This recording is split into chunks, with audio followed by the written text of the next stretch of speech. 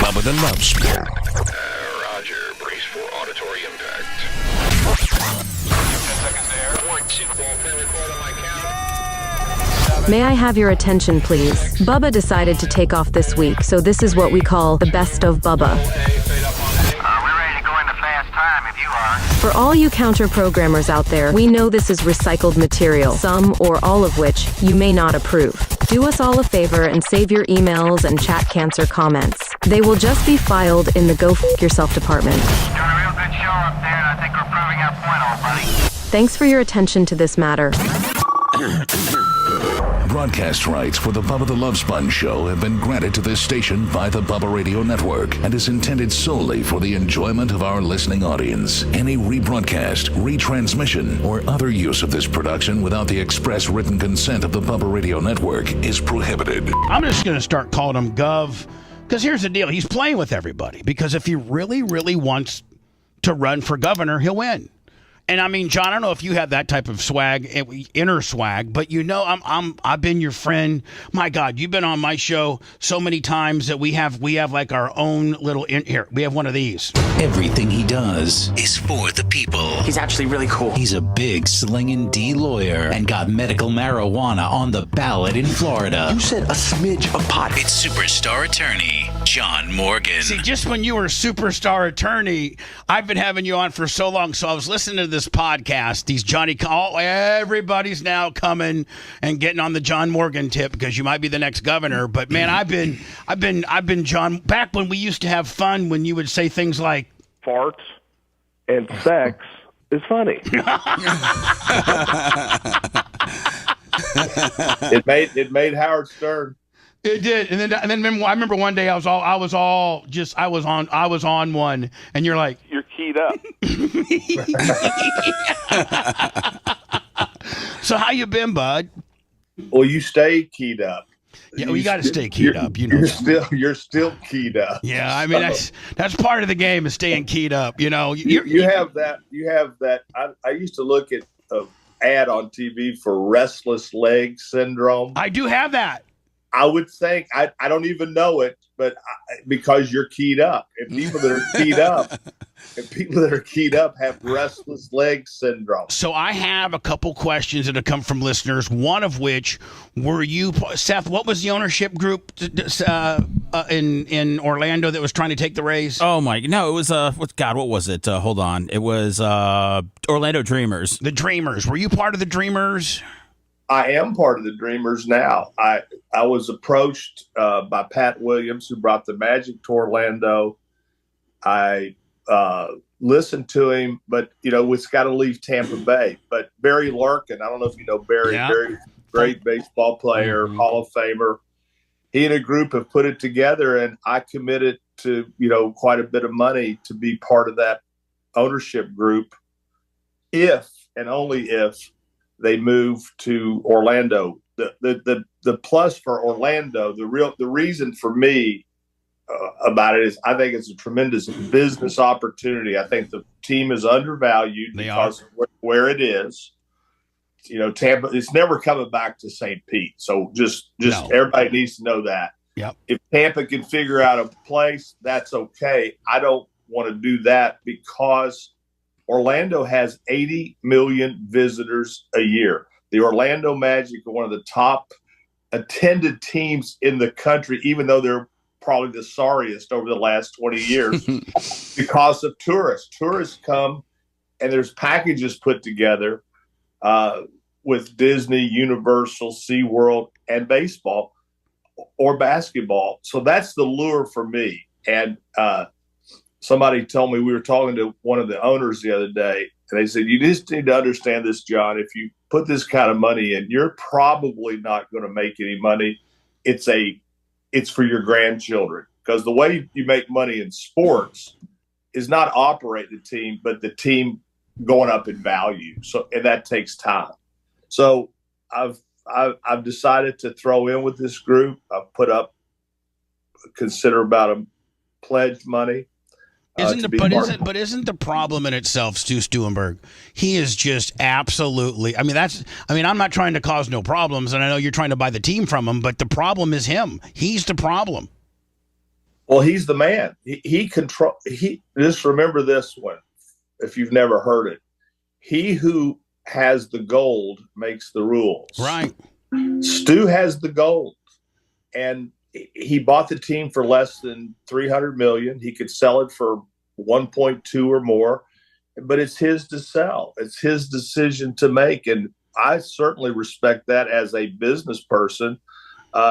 He's a problem, but was he a problem when he brought it to St. Pete? No, he was the savior when he brought it to St. Pete. Like I saw a thing where if you draw a 50-mile radius around each ballpark in the Major League Baseball, like 68% of that radius, if you draw it around Tropicana field is water. So geographically, you're never going to draw for where you are. Now, could you ever see a scenario where Stu would maybe get in bed with you guys to relocate to Orlando and still stay a partner, or is he? I'd be fine with that.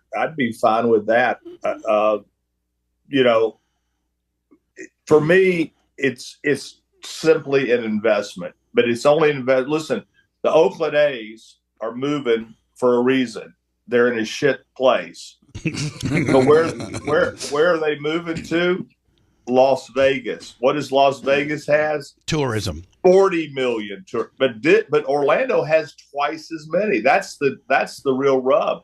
Why did the Raiders move to Las Vegas? Tourists, people, action. And so it's his call to make, and he'll make it.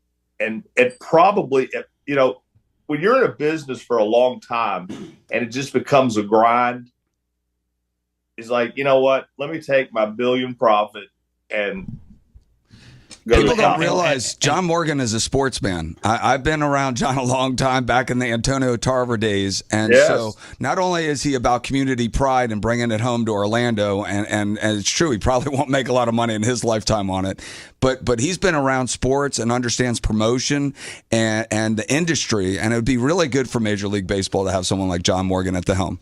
Speaking of which, I represent a lot of baseball players now, so right on. The day I came over and saw you when we were, when you got Bill Clinton on the phone with me, you had. I put the two Bubbas together. Yeah, you did. I mean that today. I mean, I tell that story to more people, saying I've actually spoke to Bill Clinton and he called me a rascal, and we were trying to do a deal. John Morgan put it all together.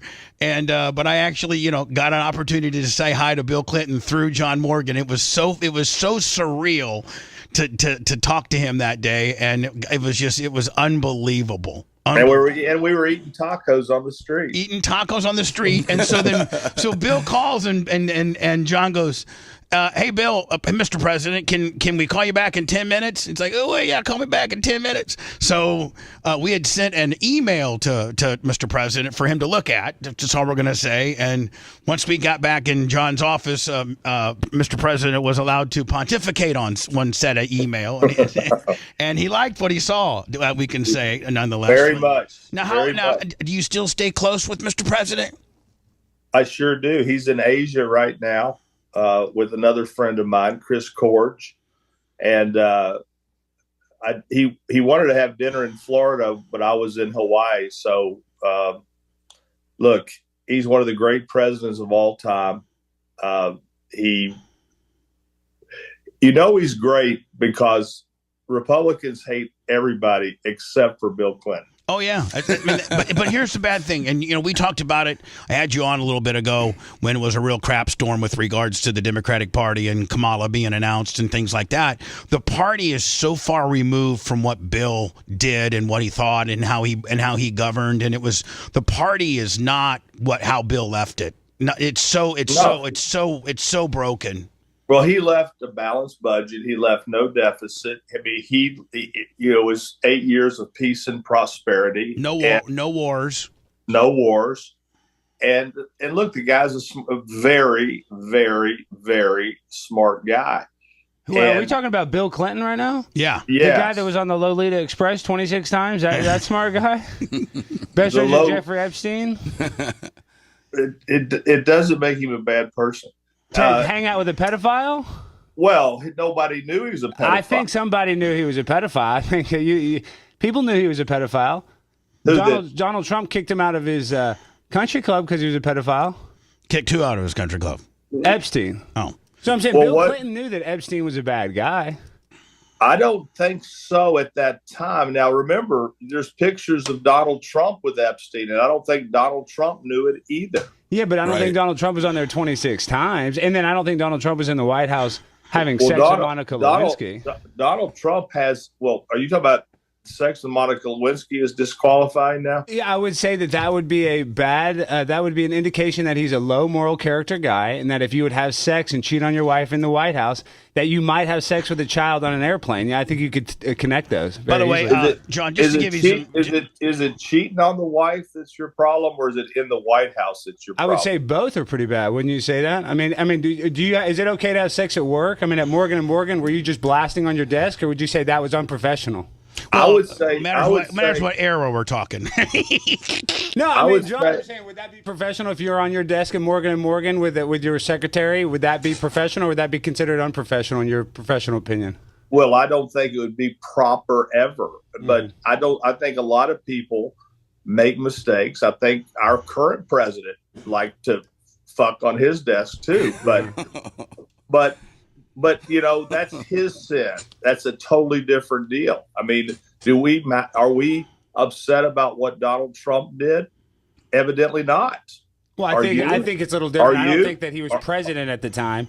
And Donald Trump says that he's never had sex, so we don't have any evidence that he really did that other than her story of a whore. That's why I asked you. That's why I asked you a question. Mm-hmm.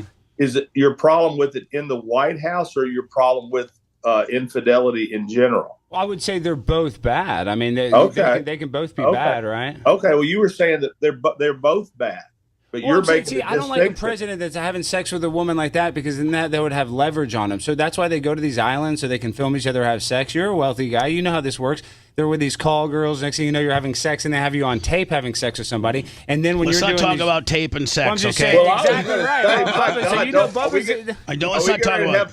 Are we going to have Hulk Hogan on here? Yeah, I don't know, but where are we going with this? Well, hold on. Here's the thing. I'll be happy to get the sex tapes out of here. And no, let's not do that. Well, I'm just saying we're sitting here glazing Bill Clinton. I can't do that. I have too much self-respect to sit here. Well, then turn your microphone. Then turn your microphone off. I mean, this is my guest, and that, by the way, that's a friend of mine, Alex Stein. Primetime 99, Alex Stein. Hey, John, I got a question though. What about this? So I had an employee. What does glazing mean? That means kissing his derriere, glazing. I'm not going to sit here and do that too. But okay, so real quick, John. So I had an employee. What happened was he got hit by an undocumented, this is serious, Uber Eats driver. But the Uber Eats driver on the app said that he was on a bicycle. But the Uber Eats driver is actually using a car, because if you do this, you don't have to have insurance. That's why the driver told Uber Eats that he's on a bicycle. He really was in a car, because if you have a car, you have to give them insurance, you have to give them a driver's license, so there's less requirements to be an Uber Eats driver if you say that you're on a bicycle. Well, he hit one of my uninsured employees, only has liability insurance. We're in a nightmare legally trying to go after Uber. He's an illegal immigrant. We don't know what to do, because Uber says we're not liable. He lied to us. Sounds like you need me. Exactly. I'm dealing with hold on. I got a good lawsuit, John. You see what I'm trying to do? Hold on, Alex. And you know what? As rude as you've been to my friend, I'm not even going to let him rep you. I'm going to tell John. John. I'm not being rude. I'm saying he's an attorney. He's dealt with how people hard. And his advice to you was you need a sling and D like him. Hey, listen. I'm going to represent him, but instead of a 33 and a third, I'm going to start charging 66.66. It's Bill Clinton's favorite number, but I'll pay it. I know we'll win with you, John. So anyway, Alex, we will not lose Alex. What does Alex do for a living? He works for Glenn Beck and the Blaze. Glenn Beck. Mm-hmm. So that puts everything in perspective. I see, said the blind man. I see. Now you can see a little bit. Now you got it. And I apologize. That's why I can't sit here and you guys talk about Bill Clinton. I don't interject. Listen to me. Imagine Glenn Beck sees this. I'm over here. I'll go. Bill Clinton's the best president ever. Yeah, right. I get fired. You tell Glenn Beck that you're on my show, and I am pro Bill Clinton. Well, these are debate shows. I can debate. John's debated before. He's going to be governor. He's dealt with some kickback. This isn't that big a deal. I mean, come on. No, listen. I get it now. So exactly. Okay. So moving right along, John. I could turn Alex's mic off, but I think he'll play along as he's. No, let him roll because he's a client of mine now. Yes, sir, I am. We're about to be rich. I've been having a conundrum with Uber dealing with this. And by the way, if you need help with Uber, suing Uber or Lyft, I am your man. I know the ins and outs and where all the insurance is and the. They probably. Sure, I would love to use you, John. You're a great guy. Oh yeah, he's a great guy. John Morgan's a great guy. So John, let's just talk about what everybody is talking about. And I'm sorry for the distraction. Is that you have tentatively thrown your name into the hat for potentially running for governor in 2026 as a third party or a different party. Hell, I think you could run for, I think you could be any party you wanted. You could be a Republican, you could be a Democrat, or you could be an independent, or you could be for the people. I just wanted to kind of unpack that and, ask you, how real is that? Because be careful what you wish for, because you'll win. I mean, between you and Grady Judd are probably the two most lovable and liked persons in all of Florida. Well, I told Grady that I'd like him to be my lieutenant governor. There'll be Yin and Yang will be the name of the party. You know what he would tell you? He'll arrest you for weed. By the way, he would. Yeah, he would arrest me for weed. He'd arrest the governor for weed. I've done some ride-alongs with Grady, and he's like, every 4 or 6 years, they always ask me to run for governor, and I tell them no. I have no interest in answering to anybody else. I run Polk County the way I want to run it, and I don't want to be governor. Whereas you, I mean, really, are we really thinking about this? We're really thinking about it in this sense. Here's the things that are pissing me off. One, most of us agree on most things. On most things. Why do I know that? Marijuana, minimum wage, restoring felons' rights, fair districts, pre-K. We agree on most things. But because of gerrymandering, the fringes on the far left and the far right have taken our country hostage. And we don't ever think about what has happened in the state of Florida that you go, up in Tallahassee, that really was good for us. And it's not. It's good for cable companies. It's good for power companies. Insurance. Insurance. It's the best for the insurance industry. I mean, DeSantis has cut a deal with the devil with the DeSantis. Oh, my God. The most people don't even know how bad it is. No. They will. And when they're going to find out is when their home gets blown away in a hurricane. Most people go, it's never going to happen to me. But you know why it is going to happen? Look at the national news every night now. Every night on every national news, it's the weather. It's a tornado. It's a hurricane. It's flooding. And what they've done to homeowners in Florida, one day there will be a reckoning. There will be blue tarps everywhere because homeowners have lost all their power. It was given away. Every president of every university is a former politician. And everybody's so worried about what are the books in the library. I don't know what books they're worried about in the libraries, but they've got these false narratives, these false boogeymen that everybody gets scared about, and then they elect them, and then special interests get their way. So I believe that a third party is the solution, not for Florida, but for America. I believe that what's lost here is we don't compromise. If you're a politician, you say, I'm going to compromise, they want you out. They want you out. In my office in Brooklyn, I've got a sign, it's where all my magic happens. It says, done is better than perfect.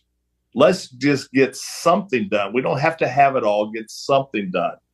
So, look, I've been hit by John McKay, the former president of the Senate Republican, Rod Smith, ran for attorney general, senator. I think a lot of us are hungry just for normalcy, compromise, when I look at politics in America and Florida, I feel like that song. Remember Steelers Wheel? Clowns clowns to the left of me, jokers to the right. Here I am, stuck in the middle with you. Can you find that song? Can that be my new walk-on song? Yeah, stuck in the middle with you. Yeah, clowns to the left of me, jokers to the right, stuck in the middle with you. And that's where I feel. I feel like you, me. And by the way, when we pass these constitutional amendments, we pass them with 60% of the vote. And what are they trying to do in Tallahassee? They're trying to make it harder and harder and harder for us to do it. Our governor, this governor, when we were trying to pass the recreational marijuana, I don't know how Alex comes down on that, but when we were trying to pass recreational marijuana the last go round, this governor took our money, taxpayer money, and spent $50 million in ads against it. And it missed the 60% threshold by that much. By what, 2.5%? Something like that? Well, hey, real quick, let me say one thing, though, John, because you did interject. I think marijuana is a little safe. But, Bubba, he loves abortion, though, John, and you're an attorney. Why is this? If it's not a life in the womb, why, when a drunk driver hits a pregnant woman, why is that considered a double homicide if that's not considered a life? When a pregnant woman gets killed by a drunk driver, why is that a double homicide if that's not a life? Well, look, for the insurance, because the insurance industry runs the world. Yep. Runs the world. So the insurance company says it's a life, right? Right. Yeah. Right. It's not a life in Florida. It's not a life in Florida. So here's but it is a life if there's abortion.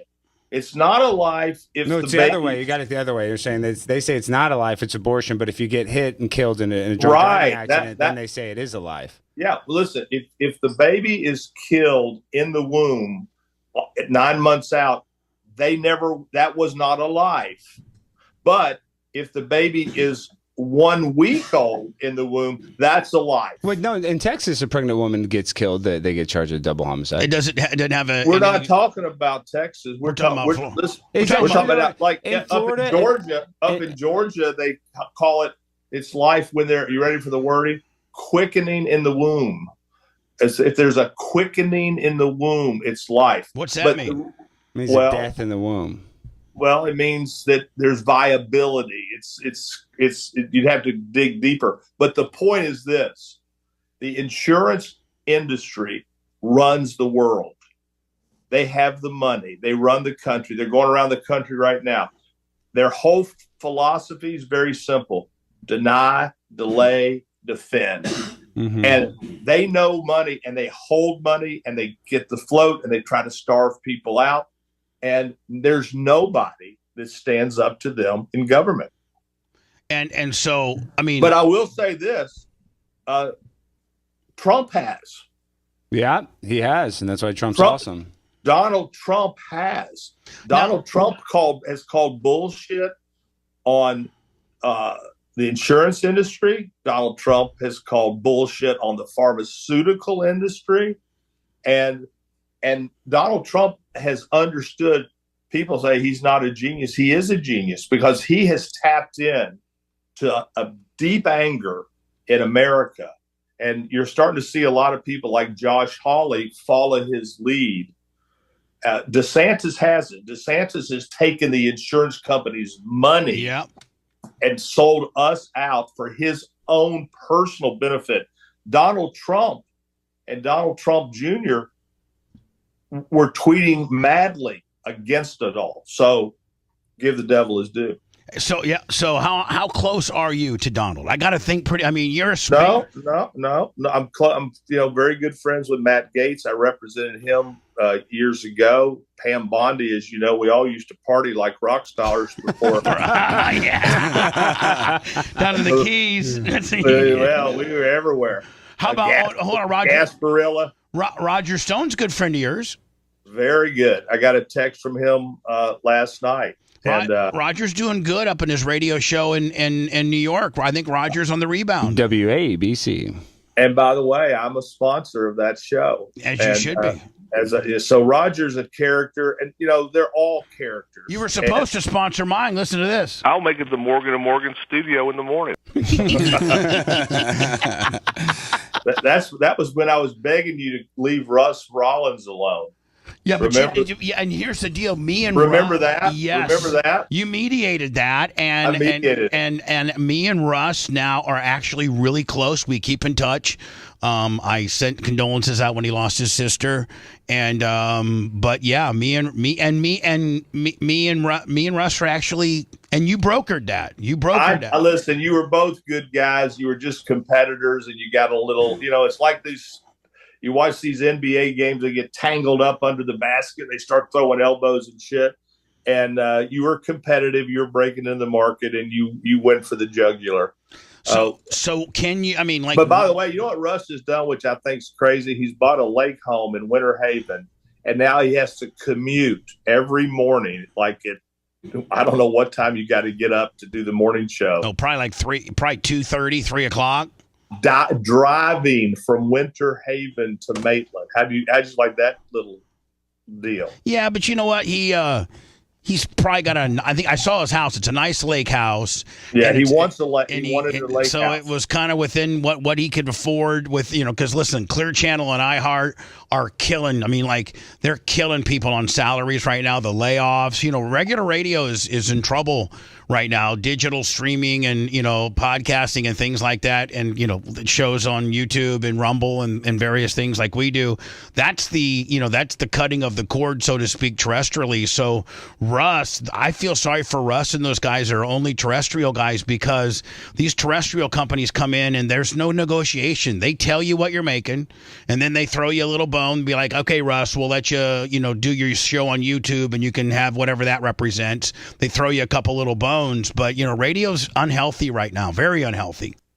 So is television. Oh yeah, as much as you guys spend on media, I'm sure your whole advertising position has gone from terrestrial and cable to maybe over half, if not more, digital. I'm sure digitally, you guys. You know that more than I do. Streaming and listen, live events. I'm Saturday. This is coming Saturday. If you want to come guess who's coming to Tampa for WWE? Demo Swag. If you want to be his guest, you need to tell him to take you with him, because Morgan. We're putting Morgan and Morgan in the center rings. We've seen it. We've seen it. Yeah, well, we're coming to Tampa Friday or Saturday, and Demo Swag's coming with his fiance. So you need to tell him to bring.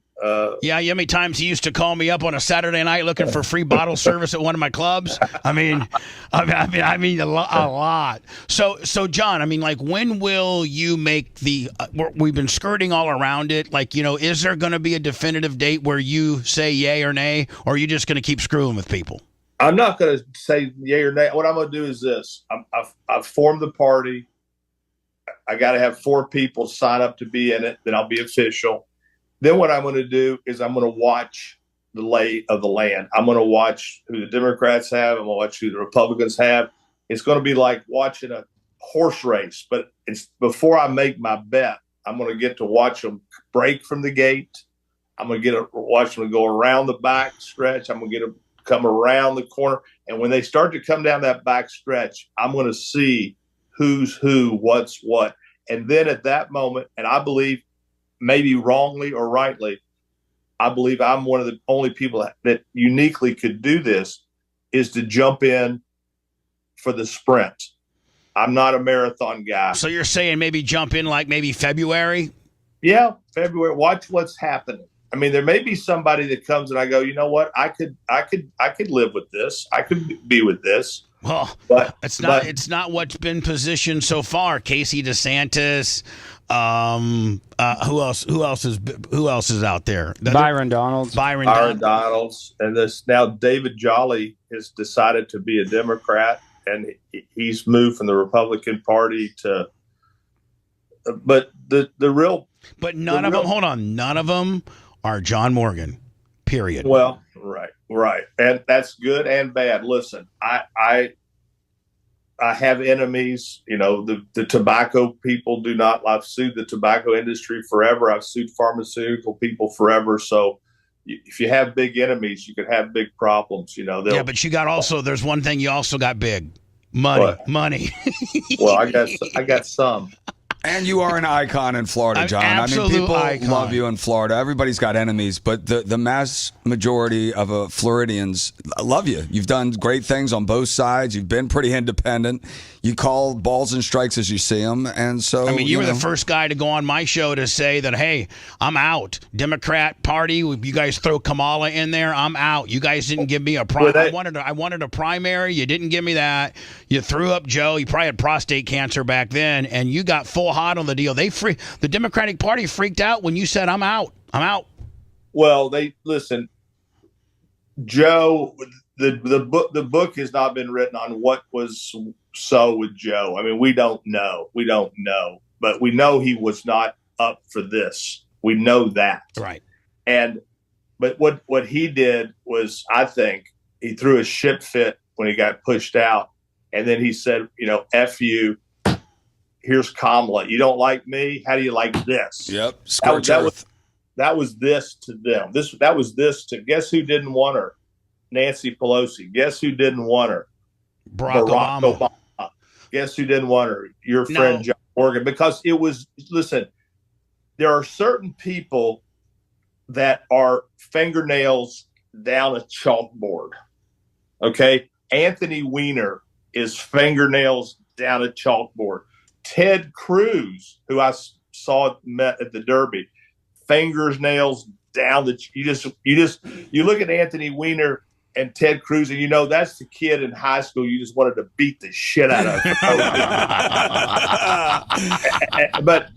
But Kamala Harris is that this fingernails, the laugh, the talk, the fake accents, the fake resume. You're like, and that's going to be it was like, I'm out. Now, John, in the circles that you travel in, Bill, Barack, were they full hot on that deal the way that Joe did? I mean, were they not cool with it? Well, the Clintons jumped on because she got them early, and they knew it was inevitable because where are they going to go? But Barack definitely didn't want her. Barack didn't endorse her for 5 days. Pelosi was livid about it, and I talked to her. I texted with her the other day. She was on the way to meet the Pope and to have that first mass yesterday. But they were all against it. It was an inside deal. It was a deal by Joe Biden to say F you to all you who push me out. And the truth is, now we all know he never should have been allowed to run. It was a mess. We were all relying on the inner circle and, quite frankly, his wife, Jill Biden. I used to say to my wife, who will be 43 years this week. Uma runs the show. I love her. Yes. So, Kill Bill. So I said, this woman is not going to win ever, and that was just. But it was Joe Biden, but I always thought that Jill Biden, the wife. I mean, if somebody's going to know you're on the decline, it's going to be your wife. They see it all. Yeah, we see it all. Ultima sees it when I forget a number. What's the phone? What's that guy's phone number? What's Bubba's phone number? Oh, 6969. Okay, but I don't. I forget numbers sometimes now. But who sees it? My wife. Right. They live with us. Jill Biden saw it all, and I think she just liked the gig so much. I think she was so enamored with the power and the title that she kept Disco Joe in there too long. Okay, wait, time out. Now we're going to throw Jill Biden under the bus. She's probably the only person that kept his and I'm a conservative. Yeah, probably kept his presidency together. If anybody, I think she deserves credit, if anything. Well, she does. She kept it together, but she also knew that he shouldn't run. I mean, was she going to run the country? Well, he didn't run though, right? He stepped down. So I'm confused. That wasn't her. She's mad that he stepped down. Yeah, she was. But I mean, technically, he was forced to step down. Final thoughts on: does P. Diddy get off this deal? I mean, I know that you've been monitoring it. To me, it looks like I don't know if they've put together a case that's strong enough to. I mean, It's very sensational. There's a lot of sensationalism there. But I mean, well, here's what I think. And by the way, just something interesting for you political people. the night that Andrew Gillum was going to have his big celebration that he was going to be, governor. Remember, he was going to win. He had a victory party in Tallahassee. He's the one that got arrested with the pills and all this stuff, right? Yeah. Yes. Guess who was there? Guess who was at the victory party? P. Diddy. I did not know that. Wow. Just a little fun fact for. I did not know that. People might want to start looking into that. Yeah. Just a little fun fact for politicos. Here's what I think. We had dinner the other night at a great restaurant in DeLand called Crest, and it was a bunch of my lawyers, and we went around the table and we said, so far, what we've heard is P. Diddy going to be convicted or acquitted. At our table, it was 8 acquittal and 2 convicted. Wow. And the problem for the prosecution is this: look, it's kinky as hell. Urinating in a mouth is something. It's like it's next level. That's next level. That's perverted. I'll throw. It's like Coke bottle stuff. Say it. That's just between you and I. Yeah, they used to talk about fisting. Now they're talking about footing. Oh gosh. But it's next level shit. There's no question about it. They're talking about his penis looking like a Tootsie Roll. I heard that. And that's also, there's so much outrageous information. But so far, all we've heard from is Cassie, who's after the fact sending him love notes, coming back, wanting to be there, enjoying the freak offs. I don't see it yet. I don't understand why anybody wants to see a male prostitute banging your girlfriend, but he did, and she allowed it. And I don't understand it yet. They brought her. If I was the defense, I would say you're supposed to start with your strongest part of your case. They started with Cassie, someone who was there for 10 years, sending him love notes, going along with it, flying around. Now look, they're asking to put him in jail for the rest of his life. Yeah, this P. Diddy, I met P. Diddy once. I was partners with Johnny Cochran. I met P. Diddy and Jennifer Lopez together in Johnny's office in New York City. Is he kind of he's finished no matter what. Right. He's finished. He's finished. But life in prison for being a freak, a freak, a deviant, a pervert, and all these hanger-oners that were doing it to be with him, and now they're suing him. I don't see it so far, especially if Cassie, is the strongest part of their case. I think he's despicable. I think he's finished no matter what, but I don't know about prison for the rest of his life. So, John, I got to let you go, but when you do decide to run, or if you do, can we not necessarily get the scoop, but can we be in the junket, so to speak, of you making the announcement? Yes, in the jungle. In the jungle. Bubba's, we'll do the junket in the jungle, and it'll be Bubba's jungle. And listen, the thing about it is you got so many people asking you to do it. But then the other day I had a guy who's really somebody, when people that really don't like you, but then they call you up and say, hey, I really think you should run for governor. That's like, you want to see me get hurt. You want to see me, some skeletons in my closet come out, and you guys got me hemmed up on a P. Diddy Willie, something like that. Yeah. So. Yeah, but you know what, John? Your whole gimmick, your whole perception in this state is one of transparency. Like, you're the first guy to say, you know what, I've had a couple DUIs, I've messed up a few times, that's why I have a driver. I'm not perfect, I've made some mistakes. Early on with Morgan, Calling, and Gilbert, I bought those two bozos out. I've had a hard way, and I've really turned it around, and I'm now the largest. I'm the largest law firm in the world, and so I don't think there's any skeletons in your closet that people that would bring you down. I don't think there'd be any surprises. Right. One time. When they were trying to put light rail in Orlando, and it was going to come down I-Drive where I have my attractions and hotels, and I didn't want it. And so I was raising Cain about light rail, and somebody started talking about me running for mayor of Orlando. And the journalist asked me, "Are you worried about skeletons in your closet being revealed?" I said, "Hell no, I'm worried about last Friday night coming back to me." I said, I don't have skeletons. I got live bodies bound and gagged down in the basement, so kicking the door to get out. So look, what I think, here's the decision I made about myself a long time ago, very much like you, Bubba. I just decided to be me. I decided sometimes I'd be in a room with a politician and I'd hear him say fuck, and I'd be like, what? My God, he just said fuck. You know, you're just so stunned by it.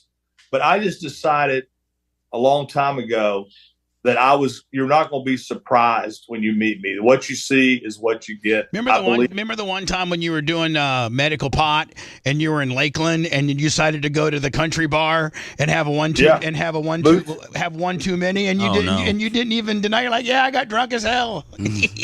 Boots and buckles. Yeah. And listen, I really wasn't that fucked up. And I told people, I said, if you thought I was drunk then, you should have seen me on the bus going home. I mean, that's when I really started drinking. That's when you really started pouring it, Dawn. Yeah, I'd only had like 3 or 4 drinks at Carrabba's. Right. You can't get drunk at Carrabba's. No, they're not. Too much bread, too much pasta. No, it's impossible. There's too much. True. That is a fact. If you want to try to get drunk, you don't go to Carrabba's or Red Lobster. No. If you're going to get drunk, you got to go to Boots and Buckles, my God. And you did, buddy. You did. And I did. And I was in Grady Judd territory. I was hoping, when I was on the stage, I was telling them, send Grady Judd down. Send my man down. Yeah. And so listen. But guess what? Guess what? We only have one life. I'm going to live mine to the fullest. Yep. At the end of it all, no matter what, on my tombstone, it's going to say the journey was the reward. The journey is the reward. And I've had a hell of a journey, especially with friends like you. Guys like you make my life so much better because I love characters. I love Bill Clinton. You know, I love characters. And I'm drawn to characters. I'm drawn to all sorts of characters. I mean, you threw Donald Trump a bone today. He's a character. You know, another thing about him, I'll say for him, I don't believe in all this election denying. I mean, that's just a bridge too far for me. But he's a loyal as hell dog. And what I love about him the most is the way he loves his children. Yeah. Bubba, can I talk about the election? Joe Biden won all 50 states when it came to mail-in ballots. Donald Trump won all 50 states when it came to in-person voting, even the most liberal states. And then when you see the discrepancy from the 2020 election to the 2024 election, there's nearly 10 million missing voters. Don't you think that seems weird, Mr. Morgan? No. Well, and guess what? I think you need to get off the cocaine. I'm trying to get it out because we got to let the guy go. He's busy. I'm just saying. There was some weird stuff with that election. Come on. I'm not a QAnon crazy head like you want to make me to be. I thought I was hearing a cigarette commercial, and this shit might kill you. And this might kill you. This shit probably is going to kill you. Hey, my friend, let's keep in touch more often. Let's do this more often. I won't have Alex in next time. Bring Alex in, but I need a button here so I can mute Alex when I want to. Yeah, exactly. John, hey, real quick, and Bubba's going to kill me. He's going to say, "Oh, you jobbed out, John Morgan. I need this guy as a top attorney." Tell him I didn't job you out. If you're going to be governor, you can handle this. Listen. What do they say? If you can't take the heat, stay out of the kitchen. Yes, sir. You can take it. Yes, sir. Hey, man, you can handle it. Yeah, but you know what? You and I are friends, and I hold you very sacred, my friend. You know that's awesome. Listen. And no disrespect from me, Mr. Morgan. You know, I respect the hell out of you. Don't listen. I worked at Disney. Call me John. We call Walt. Hold on, for real. Listen to this. John Morgan was goofy. Listen. No. He's goofy. Pluto. He was Pluto. Even John better. Morgan. Those characters molest kids. Hold on. John Morgan was Pluto for a couple summers at Disney. That's how low on the totem pole he was. Pluto. Well, no, I was lower than that, Bubba, because I started. Now that wasn't low. Pluto's VIP. Okay. All right. Pluto, Mickey, Minnie, Pluto, Donald, and Goofy. That's the big five. Right. Now, I had to work my way up. I started as Fiddler Pig, one of the three little pigs. Not even Chippendale. Now here's part the of a question. trio. That's the bottom of the bottom. You start off as a trio. I'm in the pigsty. Now, here's a little trivia. There's Fiddler Pig. What's the name of the other two pigs? Okay, I bet you don't know that. I do. Fiddler, Pfeiffer, and Practical. Then I moved my way from the pig unit. From the pig unit. I was then promoted to be King Louie, the gorilla. Okay. Song of the South with Baloo. And then, this is no lie, because of my dancing ability, I was then promoted internally to Pluto. I was part of the Big Five. Do you remember driving home that night saying, "Man, it doesn't get much better than this, bitch. I've gone from a pig to Pluto. I'm pretty. I've gone from a pig to an 8 to Pluto. Yeah. And now I'm driving home. I'm in the VIP unit. I'm driving down I-4 going home. There was a Merita bread company that, because I didn't come home till 2 a.m. If I went home, we used to go out to Americana Apartments and party till like 6 a.m. But I'm driving home. I can smell that bread coming out of the Merita bread. I'm Pluto driving my 1968 3-speed Camaro. Life was the best. Listen, those days were the best days of my life. Listen, my friend, I love you. I can't tell you how much I'm proud of you. And as things progress with what you're doing, let's keep in touch. Tell Demo to call me if Demo's that listen. You need to tell Demo all the bottles you set up for him. Yeah, you need VIP for WWE Morgan and Morgan this Saturday night. And he'll make it happen. I guarantee you. He doesn't listen. Bub, if not, I'll call Matt. Matt's his boss. Matt, you know, Matt goes to sleep at 8:30 at night, but Dan will be there with the fiance. So we need Demo swag. Now Uncle Bubba. Outside of John, what's the hierarchy of the firm? Well, there's Ultima at the very top. That's your wife. That's your wife. She is self-appointed herself. Right. Okay, so there's Ultima at the very, very, very top, and then there's Ultima. Then quite a distance down's John. No, I'd say Matt has decided to become number 2. Matt has pushed Daddy to the side. He's like, "Hey, I'm here." And then you got Mike, who's the critical, cerebral thinker. Then you got Demo the drunk, and then the drunk, and then Daddy. I mean, they've moved me out. Yeah, but you've put your years in. You're the face of the firm. You know, you don't got to do the heavy lifting anymore. Listen, man, I'm happiest when I'm in Hawaii. I wake up. It's 6 hours behind. You know, it's a beautiful situation. Every night I have some sort of marijuana of some sort. I look at the stars and I just pray to God that my boys are doing their job back here in the mainland. Hey, you know who I need to connect John with, Bubba? Who? Roseanne. Roseanne O'Donnell? Roseanne Barr. I mean, she's Roseanne out in Barr? Hawaii. You know, she's my very good friend, John. You know, she loves to smoke too. You know, I need to connect you with Roseanne. Well, I'll tell you the buddy that I have out there who's the most incredible friend. The radio station owner?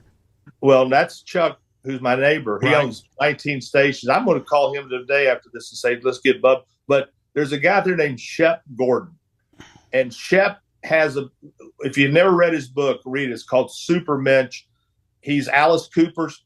Listen, I was at his New Year's Eve party last time I was there. Here's who performed: Alice Cooper, the guy from Train, Sammy Hagar, Mick Fleetwood, blah blah blah blah blah. It just goes on and on. Owen Wilson, Mike Myers. They're all there.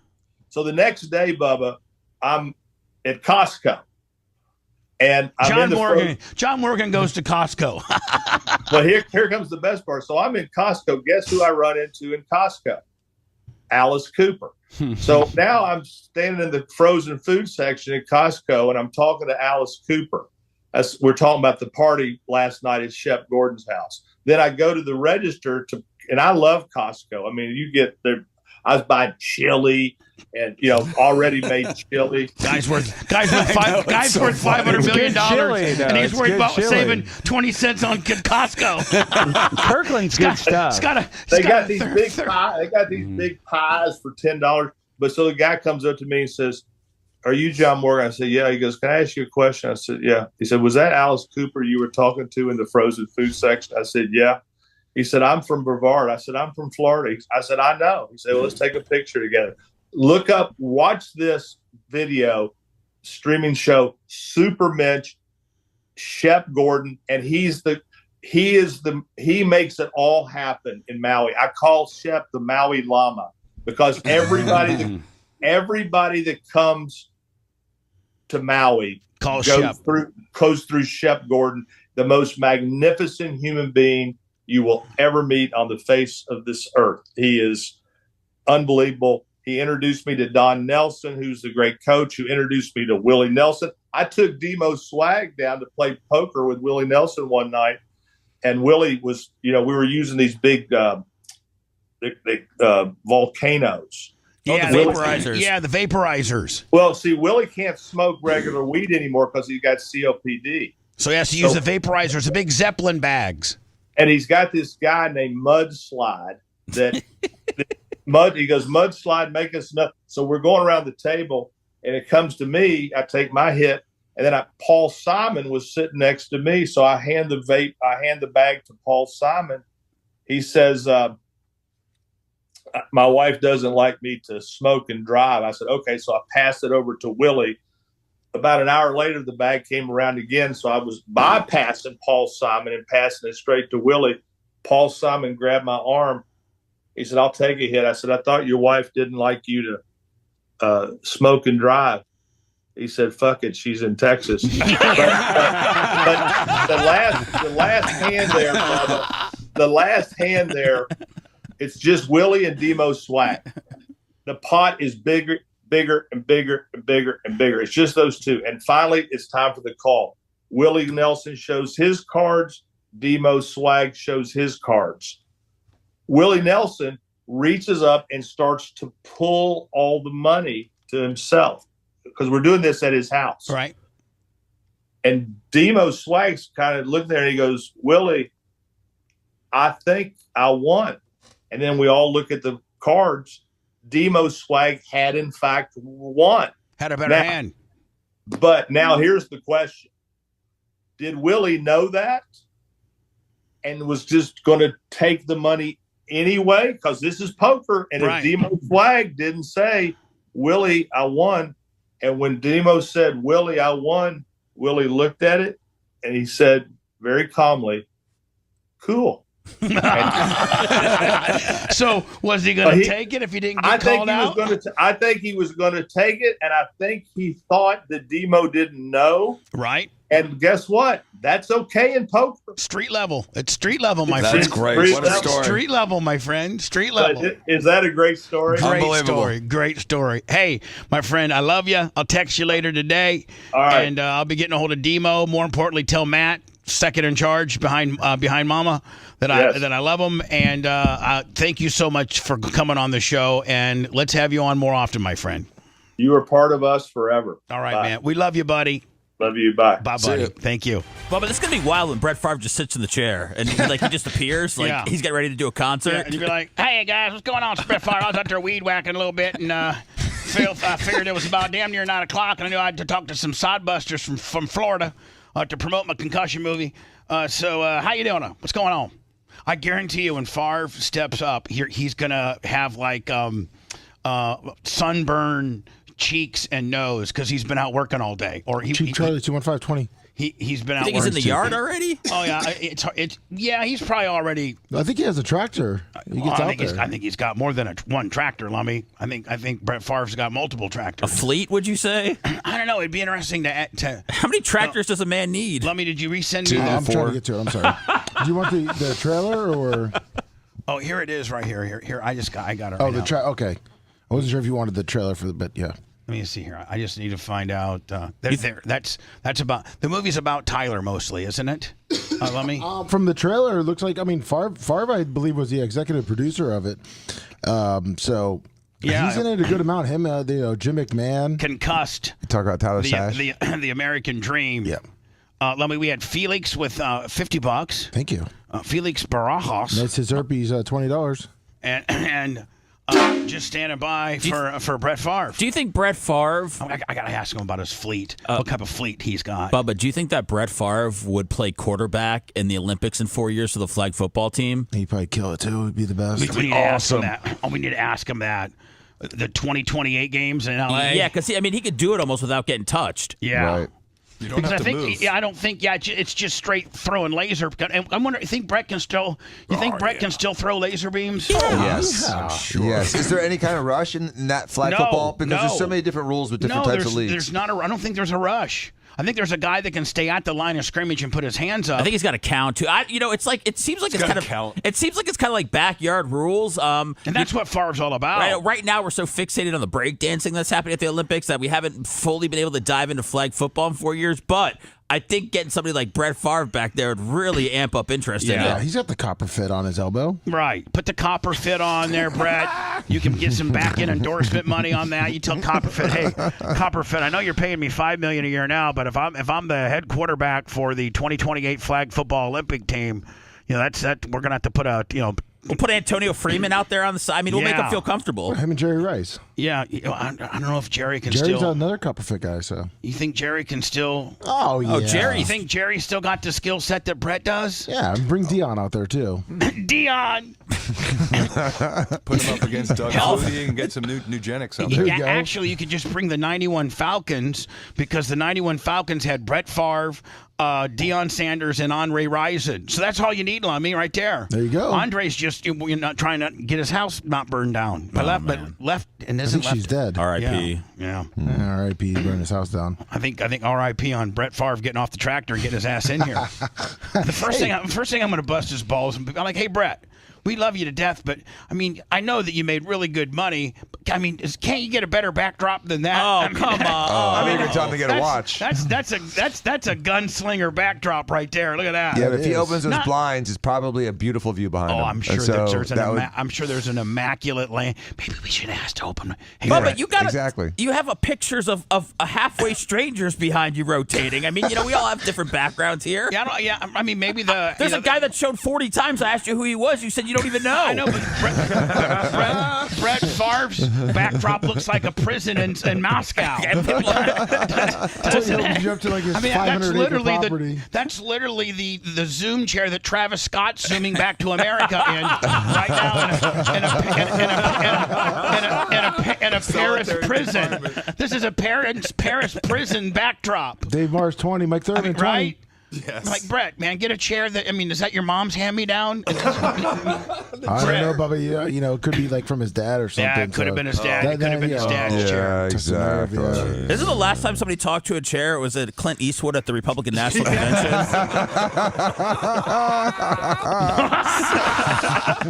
Hey, this is a Brett Favre interview. Now, Brett is... The Brett's chair. Yeah, just directed the Brett's chair. But here's the thing. Brett's actually hooked on to us. So Brett has already jumped through the hoop. Oh, he got on early, 8:30. Yeah, so Brett just, he's responsibly, already we're live into Brett Favre's, house somewhere outside of somewhere in Mississippi. We have a live video feed of Brett Favre's chair and backdrop, and Brett Favre is somewhere around here because he signed on, but we just don't know where. Maybe Brett Favre is so concussed. Playing that racing game on the toilet. No, he may have forgot. You know what I'm saying? He may have turned it on and got busy. You know. I mean, that's what the whole concussed movie is about, too. Right. Mm-hmm. I mean, really, it's only been 3 minutes, Bubba. Favre could be like, I'm just going to tell you right now that right there is another version of being concussed when you cannot remember time or your interviews. Well, it's better than a bookshelf, though, filled with books you've never read. This is at least his house. Hey, at least we know we're looking into Brett Favre's office right now. Okay? I mean, that's all I really need. I'm such a Brett Favre fan. Please. Lummy, you freaked out a little bit? No, not at all. The first one I was, but not this one, because he signed on early. Back up got better.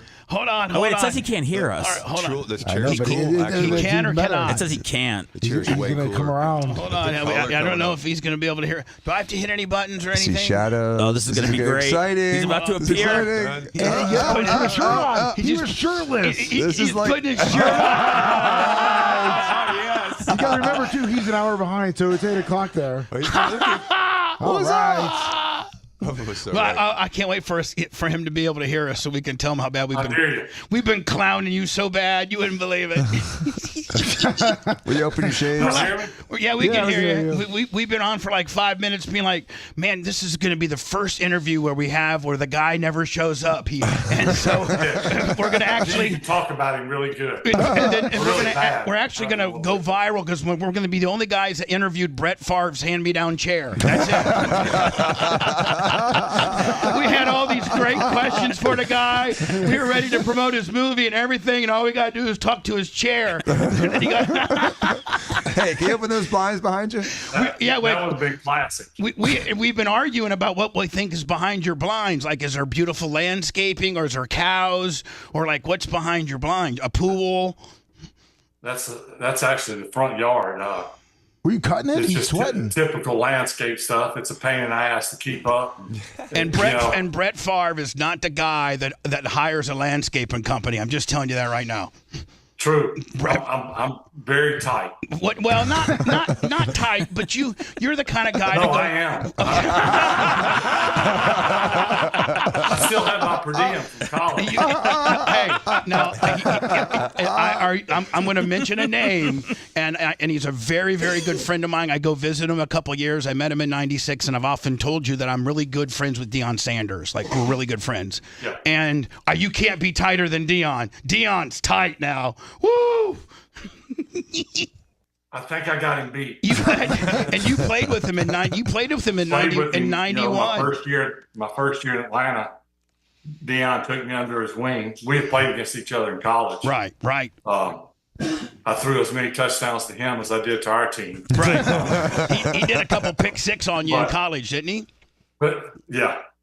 Yeah, but hold on. One time you beat him like when they were really high rated. You beat them one time, I think, in college. That was the year he had left. They still had a good team. They had Leroy Butler and Edgar Bennett. Right, former Packers. Their quarterbacks were. So 91, you're in Atlanta. Deion comes up to you. What's your first interaction with Deion? My first interaction with Deion was training camp, and he comes up to me after morning practice. I'd gone through the morning practice, and we had mini camps, if you remember when they actually called them mini camps. And I don't think Deion was at every one of them because he may have been off doing baseball or whatever. But so he comes up to me after the morning practice, and he says, let me back up. One of the mini camps, he named me Country Time. Country Time. He said, I'm prime time. That's showtime, pointing at Andre Rison. And he said, and you Country Time. and that has stuck to this day. In fact, Deion called me Sunday morning, early. And, I see it's Deion. Say, Deion, what's up? And he said, Country Time. He always was like singing Country Time. Hold on. Said, what you doing, Country? He said, I just wanted to call and tell you, I was in a quarterback meeting yesterday with Shador, his son, and 4 or 5 other quarterbacks and a quarterback coach. And he said, we got to telling country stories, and we were laughing. And I just had to tell you that we were talking about you, and it was all good. He has always been overly, I wouldn't say overly nice. Deion, the misconception of Deion over the years is, he's a little flashy. No one can market themselves like Deion. No. Now, I think he's a genius. Right. Oh, yeah. And he can back it up, which is very, very important. But he knew how to pull the strings, and he knew what strings to pull and when to pull. But he comes to me like first practice in training camp. We're in Sewanee, Georgia. It's hotter than hell. This is back when two-a-days were real. Right. You practice in full pads. You hit both practices, and we ran sprints after the afternoon practice. All while being hungover from the night before. I mean, you talk about got to be a stud. Well, I know, but I mean, you were partying it back in Atlanta because Glanville hated you, so you didn't. I'm actually being a little sarcastic, poking fun at myself. Right. Yeah, I mean, you know how tough it is to do that? Yeah, I know. But Deion says to me after, I think it was the morning practice, he said, Country, I'll give you $5 for every pass you complete on me. He was dead serious. I mean, Deion, what people don't know about Deion, except the people that played with him and some that played against him, is he worked his ass off in practice. Now, he wasn't a tackler. He'd be the first to tell you. They don't pay me to tackle. I know. They pay me to cover. And the times that I challenged him, like in college or in the pros, I paid for it. And now, was there time what was he so good, Brett, that he could shut down? Like, here you are, one of the highest level quarterbacks that played during his era. Like, as a quarterback, did you have to know where the 21 was? You had to know where he was. That was one of the first things we did when we played. Of course, Deion played with a lot of teams like I did. So and I played against him pretty much. I think every team he played with, the Niners, the Falcons, even the Ravens. Most people don't remember the Ravens. DC. San Francisco. I played against him in all those years with all those teams. And every time, and I had different head coaches. The first 3 or 4 times I faced him was Mike Holmgren. But Mike was the first to say it. He's like, we're not going after 21.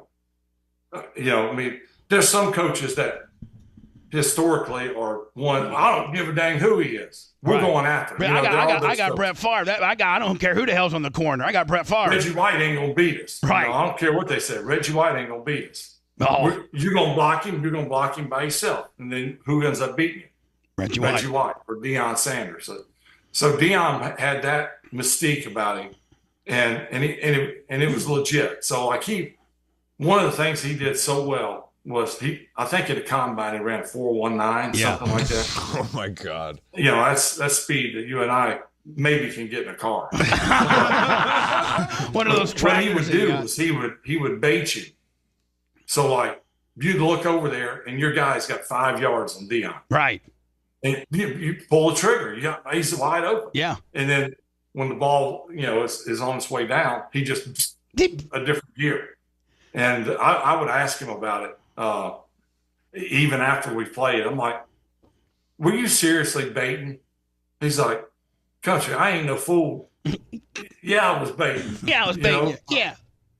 So, and going back to I'll pay you $5 for every completion you get on me. At the end of the year, I owed him money. Because he picked you up. And trust me, I was trying to drill it in. I said, man, I can make some money here. I owed him money when it was all said and done. I'm always working for some beer money now here in Atlanta, right? Well, that's what I was working for, but I ended up losing. He was a.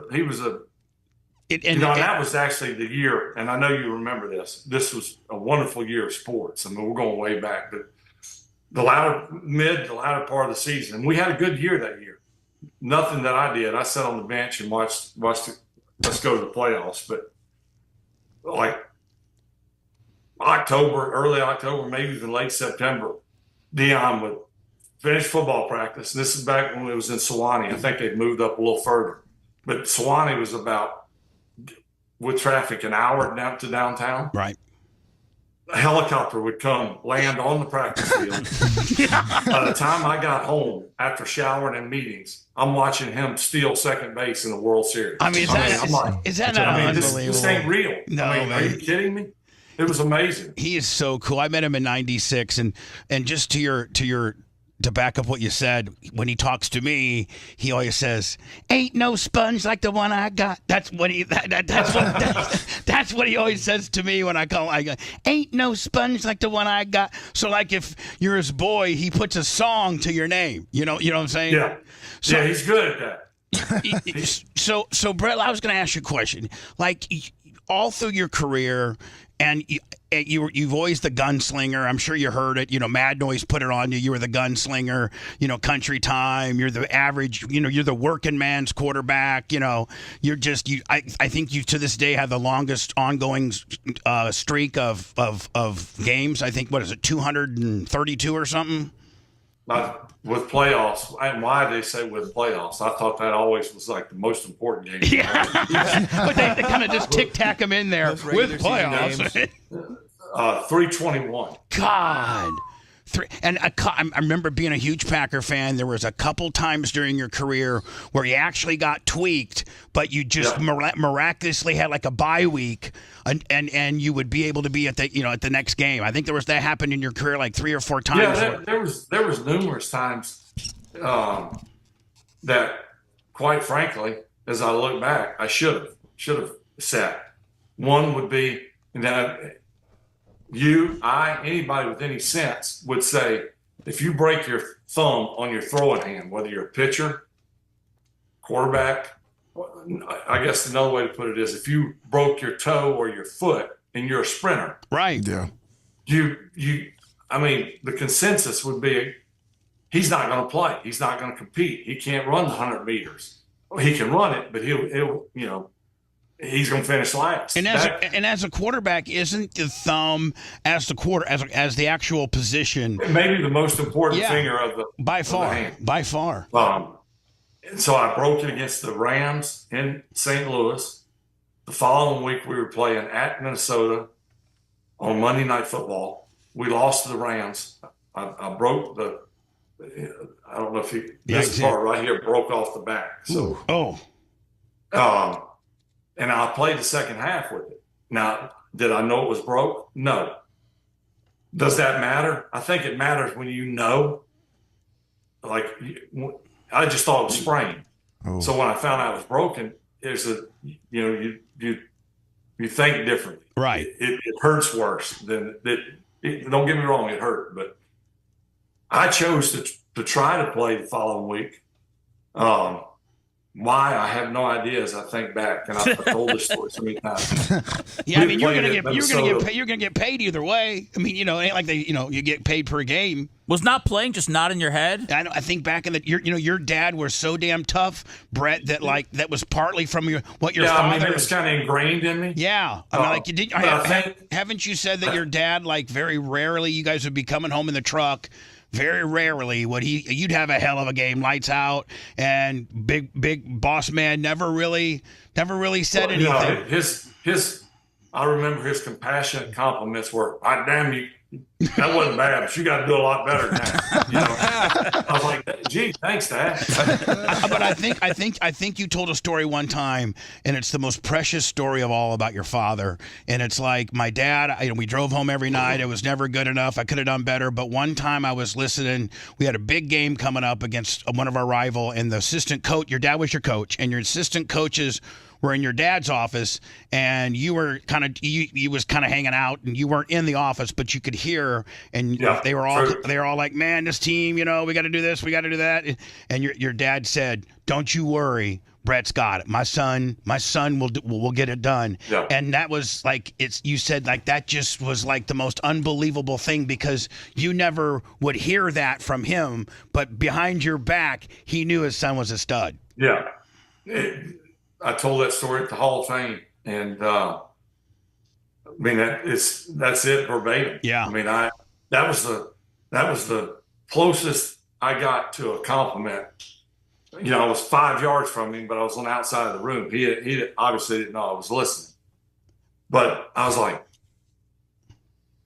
I mean, I don't know what my face looked like or the emotion, but I couldn't believe it. In saying that, I never doubted that my dad was proud of me. Right. It wasn't that. And I have no idea if this is true or not, but this is what my gut has always told me over the years. The reason he didn't give me compliments. Now, you and I were about the same age. This is going back to that generation. I felt like he didn't give compliments because he was afraid that it would go to my head. Right. And I get that. I think there's a happy medium today, whether you be a parent or a coach, that you pat the kid on the back when they do something well and you know, commend them.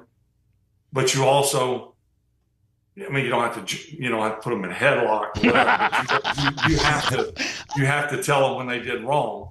And I mean, and especially in parenting, you can't always be like parents are at 11, 12-year-old travel games, like, run! Screaming, yelling at the kid. And by the time the kid gets home plate, he's like, I don't want to play anymore.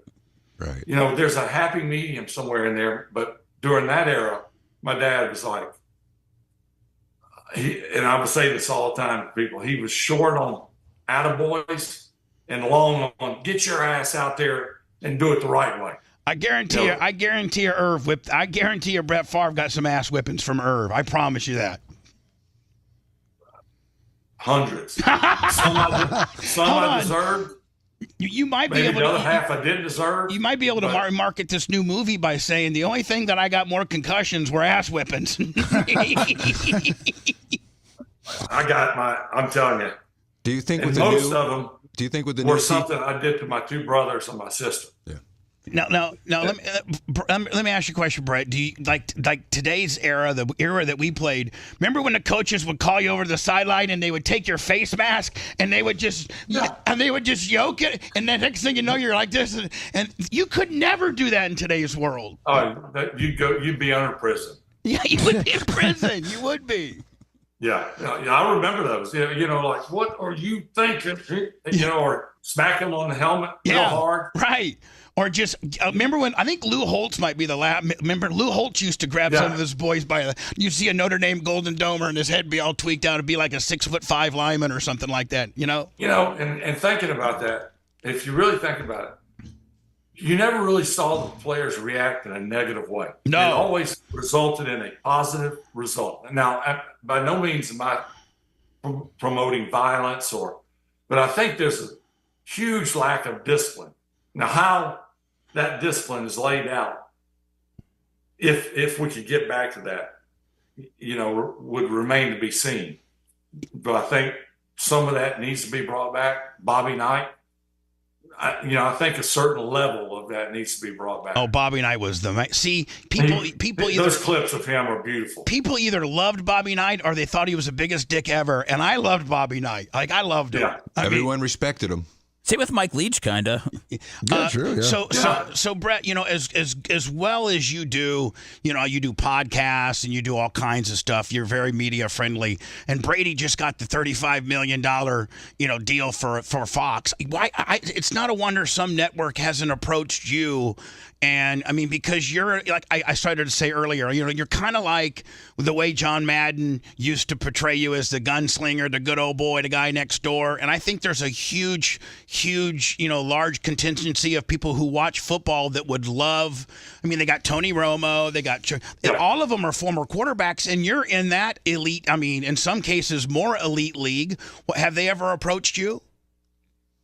We've talked in the past, but you don't have to be a rocket scientist to know that this legal situation I'm going through in the state where I'm fighting the state in a civil case certainly doesn't help. And there's a gag order, so I can't say too much. Yeah, and I'm not, and I never talk to you about that because it doesn't mean it's not what I'm interested in, and it's not. And I know I wouldn't come on your show if I thought you were. I'm sure you get guys that try to get you some old gotcha moment or something like that. I'm all about talking about the Packers, and I want to talk about that. I want to talk about in Super Bowl 31. Okay, it's you guys got the ball on the I think 46. And you got double tight end protection. It's your first touchdown that you throw to Andre Rison for 54 yards. And was that the play called, or did you check down when you saw the safety edge up on the linebacker? That's one of my greatest stories in my 20 some odd years. Hold on. I thought I'd be special by knowing that play, and it's one of your greatest stories of all time. I feel stupid. I'm very impressed at the specifics that you can recall. Oh, and I have and when you get done telling me the story, I got a specific that you may not even know about that'll blow your mind about that. Well, about I was that gonna play. say you know more specifics about the story than I do. but before I get to that story, getting back to the other, this hopefully will be resolved soon. God, the legal deal, yeah. Yeah, and the truth can finally be revealed. I probably have said too much this gag order. No, you didn't say anything. We're not talking about nothing here. But just know that I can't wait for that day to happen because, Brett, I'm involved in a controversy, the Hogan sex tape. If you know, and if you Google me, there's this Hogan sex tape. Well, my side of this story is coming out in a documentary in about 60 days. And it talks about the people that stole it and brokered it and how I lost my job over it. And the guy that got my job is the one that brokered it. I mean, there's a whole big... there's Washington, D.C., Donald Trump implications. Like, it's just mind-blowing. And so I feel much like your situation where maybe some of the troop, a lot of people think I'm a bad guy. I did my best friend dirty, and that's not how it all went down. So that's my kind of Brett Favre moment, and that you can't wait for this to be resolved and people see what the media has not reported. Because, it's convenient isn't it amazing? It's convenient what they report, because they know they can get clicks on you. They automatically put the most damning headline that's probably not even true, but they put your name in there, and now every time. Seems like every day. It should be like you should send them a bill because they got $300,000 on your clicks. Like it's so wrong. And it wears on you. You can see it wears on you financially, emotionally. You're absolutely 100% right. There, in my case, this has been going on for about 3 years, 4 years. Now, in saying that, of those 3 or 4 years, there's not a whole lot that has happened. So it's like, can we get them to do something? Like, let's go to court. Let's resolve it. Right. And they're like, you know why? Because they know that time does not. The longer this hangs out there, the more clickbaits. Yep, and they also are like, listen, you know what? We don't work on time. But Brett Favre and your marketability and your ability to do other things outside of your time is ticking. And so as you get older and things like that, time is not on your side. So when you got stuff like stupid stuff hanging over your head that you want to resolve, so that you can go out and do some endorsements and maybe God, Brett, you'd be a great color guy there's so many different places that are showing NFL games now. They've done so well at making everybody pay that there's it would take some I say oddball, and it's probably a poor choice of words, but the mainstream media, I find it hard to believe that they would ever hire me because I think when your thing's over. I think when your thing's over, I think you underestimate that, there's 6 or 7 different networks that are showing games now. The NFL's been so great about stretching it as thin as they can and making everybody pay. But I think that your insight and your delivery and your brand and what the average American perceives you, not what some stupid Mississippi court but how the average 55-year-old dude that grew up and watched you play, the guy, their customer, the NFL customers really would appreciate you being a color commentary guy. I'm not going to go out on a limb and say I think I would be good at it without trying it yet, but I think I would be entertaining, much like John Madden. And make no mistake, I am not comparing myself to John Madden because as good a coach as he was even better in the booth. The greatest. And he was authentic. Yep. You never knew what was going to come out. He didn't know. It was never scripted. And to me, that's what I would be. I would. I was just story in there right in the middle. I was getting ready to shut you down by saying you just described yourself. A guy that played the game, a guy that played the game, the guy that knows the game, a guy that can probably has some goofy ass story in between. Last time we were in Seattle, this and this and that and this and that. Yeah. And I played with that guy, and you got a folksy type delivery and story. I mean, people would eat it up. And I mean, Brett, there's value in that. That's a $15-20 million a year job. I mean, you could buy more tractors. I would love to give it a shot. Will it ever happen? Yeah, who knows? I hope it does, man. I hope it does, because you'd be so good at it, Brett. You really would. Man, I hate seeing the legal system beat him down. Oh, you'd be fun as hell. Roll into town a little. It'd be kind of. You probably get a little bored there mowing your 5,000 acres. Every couple weeks. You know what I'm saying? Well, as hot as it is right now. Yeah. I look out the window, and the closest thing I come to mowing grass is about looking out the window. Right. What kind of fleet? The older I get, the harder it becomes. It'd be nice to be in a booth. What kind of fleet does Brett Favre have? I have people ask me, not so much anymore, but like, how many cars you have? I'm the only guy. I'm the only guy to ask about how much lawn equipment you got. I don't care. One truck. Okay, one truck. I have 9 lawnmowers. What kind do you? I'm a spokesperson for Skag. Have you ever heard of Skag? Yeah. I don't have a Skag. Oh, that's not to say I wouldn't love one. Oh. Bubba got Dion. Hold on. I just got Dion a brand new Skag. Did you know that? What am I, chopped liver? No. So hold on. So now Randy is the CEO, and guess what? Based out of Maryville, Wisconsin. And it's Skag is, how good, I don't care what kind of mower you got, Skag is the most industrial, commercial, badass mower. What if I got you endorsement? You want one? That'd be awesome.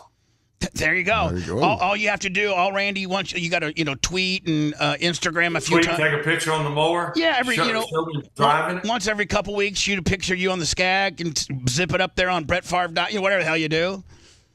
Hey, it's got to be heavy duty, because. Hold on, let me tell you the one I got. You're gonna absolutely just. There's probably not a lot of things that Brett Favre would envy Bubba the Love Sponge over, but when I tell you how sexy my Skag is, you're gonna flip out. First of all, it's 72-inch. It's got to be that 3-cylinder cooler diesel. Yeah, nice. I got that big power torque, like 3,000 RPMs on the diesel deal. Woo! Diesel's a next level than gas. You know that, buddy. Yeah. Yeah. Brett Favre would look good on a Turf Tiger 2 72-inch diesel. You'd look good as hell on that, and you wouldn't forget who got it for you. Now, I could probably get an interview at least 3 times a year out of you for it. You better get to work when we get off this interview. I'm gonna send this air check to Randy, Maryville, Wisconsin. I mean, it writes itself. You got arguably one of the greatest athletes to come out of Wisconsin. This company's based out of Wisconsin, and Brett Favre needs a Skag. And Randy's a Packer fan too, right? Oh, by the way, and Randy, the CEO, has season tickets for the Packers. Of course. I mean, come on, Brett Favre. This is a match made in heaven. I mean, I'm going to get you. Yeah, Dion just sent a picture of him on a Skag. And see, I got 9 lawnmowers. And people say, do you need them all? And I'm like, not at once. But when one goes down, jump on another one. See, that's the thing about your Skag, that your Skag will never go down. Like, you don't even got to worry about. I mean, Brett Favre doesn't need. Offload some of my mowers. Yeah, I mean, you can put them up on Marketplace. Can you imagine, Lummy? You're a guy in Mississippi, and you're going on Facebook Marketplace, and you show up to Brett Favre's house because he's selling his 62-inch Toro. I love it. Hey, Bubba, don't forget, he's got to finish that story that you asked him. Yeah, hold on. So don't forget. Fits into his doc, There's no other radio guy that's ever asked you about the 54-yard pass to Rison. Was it a check down? Once you saw the safety cheat up, he made a step up. Did you check down and knew the 84 it was just going to be because you had double tight end block set? Yeah. I'll try to do the long version quickly. So that. I can't remember if we had 2 weeks to prepare like you do now. Yeah, I think you did. Or 1 week. Not that really matters. But as soon as we won the championship game against Carolina, we went right to studying for the Patriots. And I didn't, I wasn't that, I think I was 26, so I wasn't that, seasoned.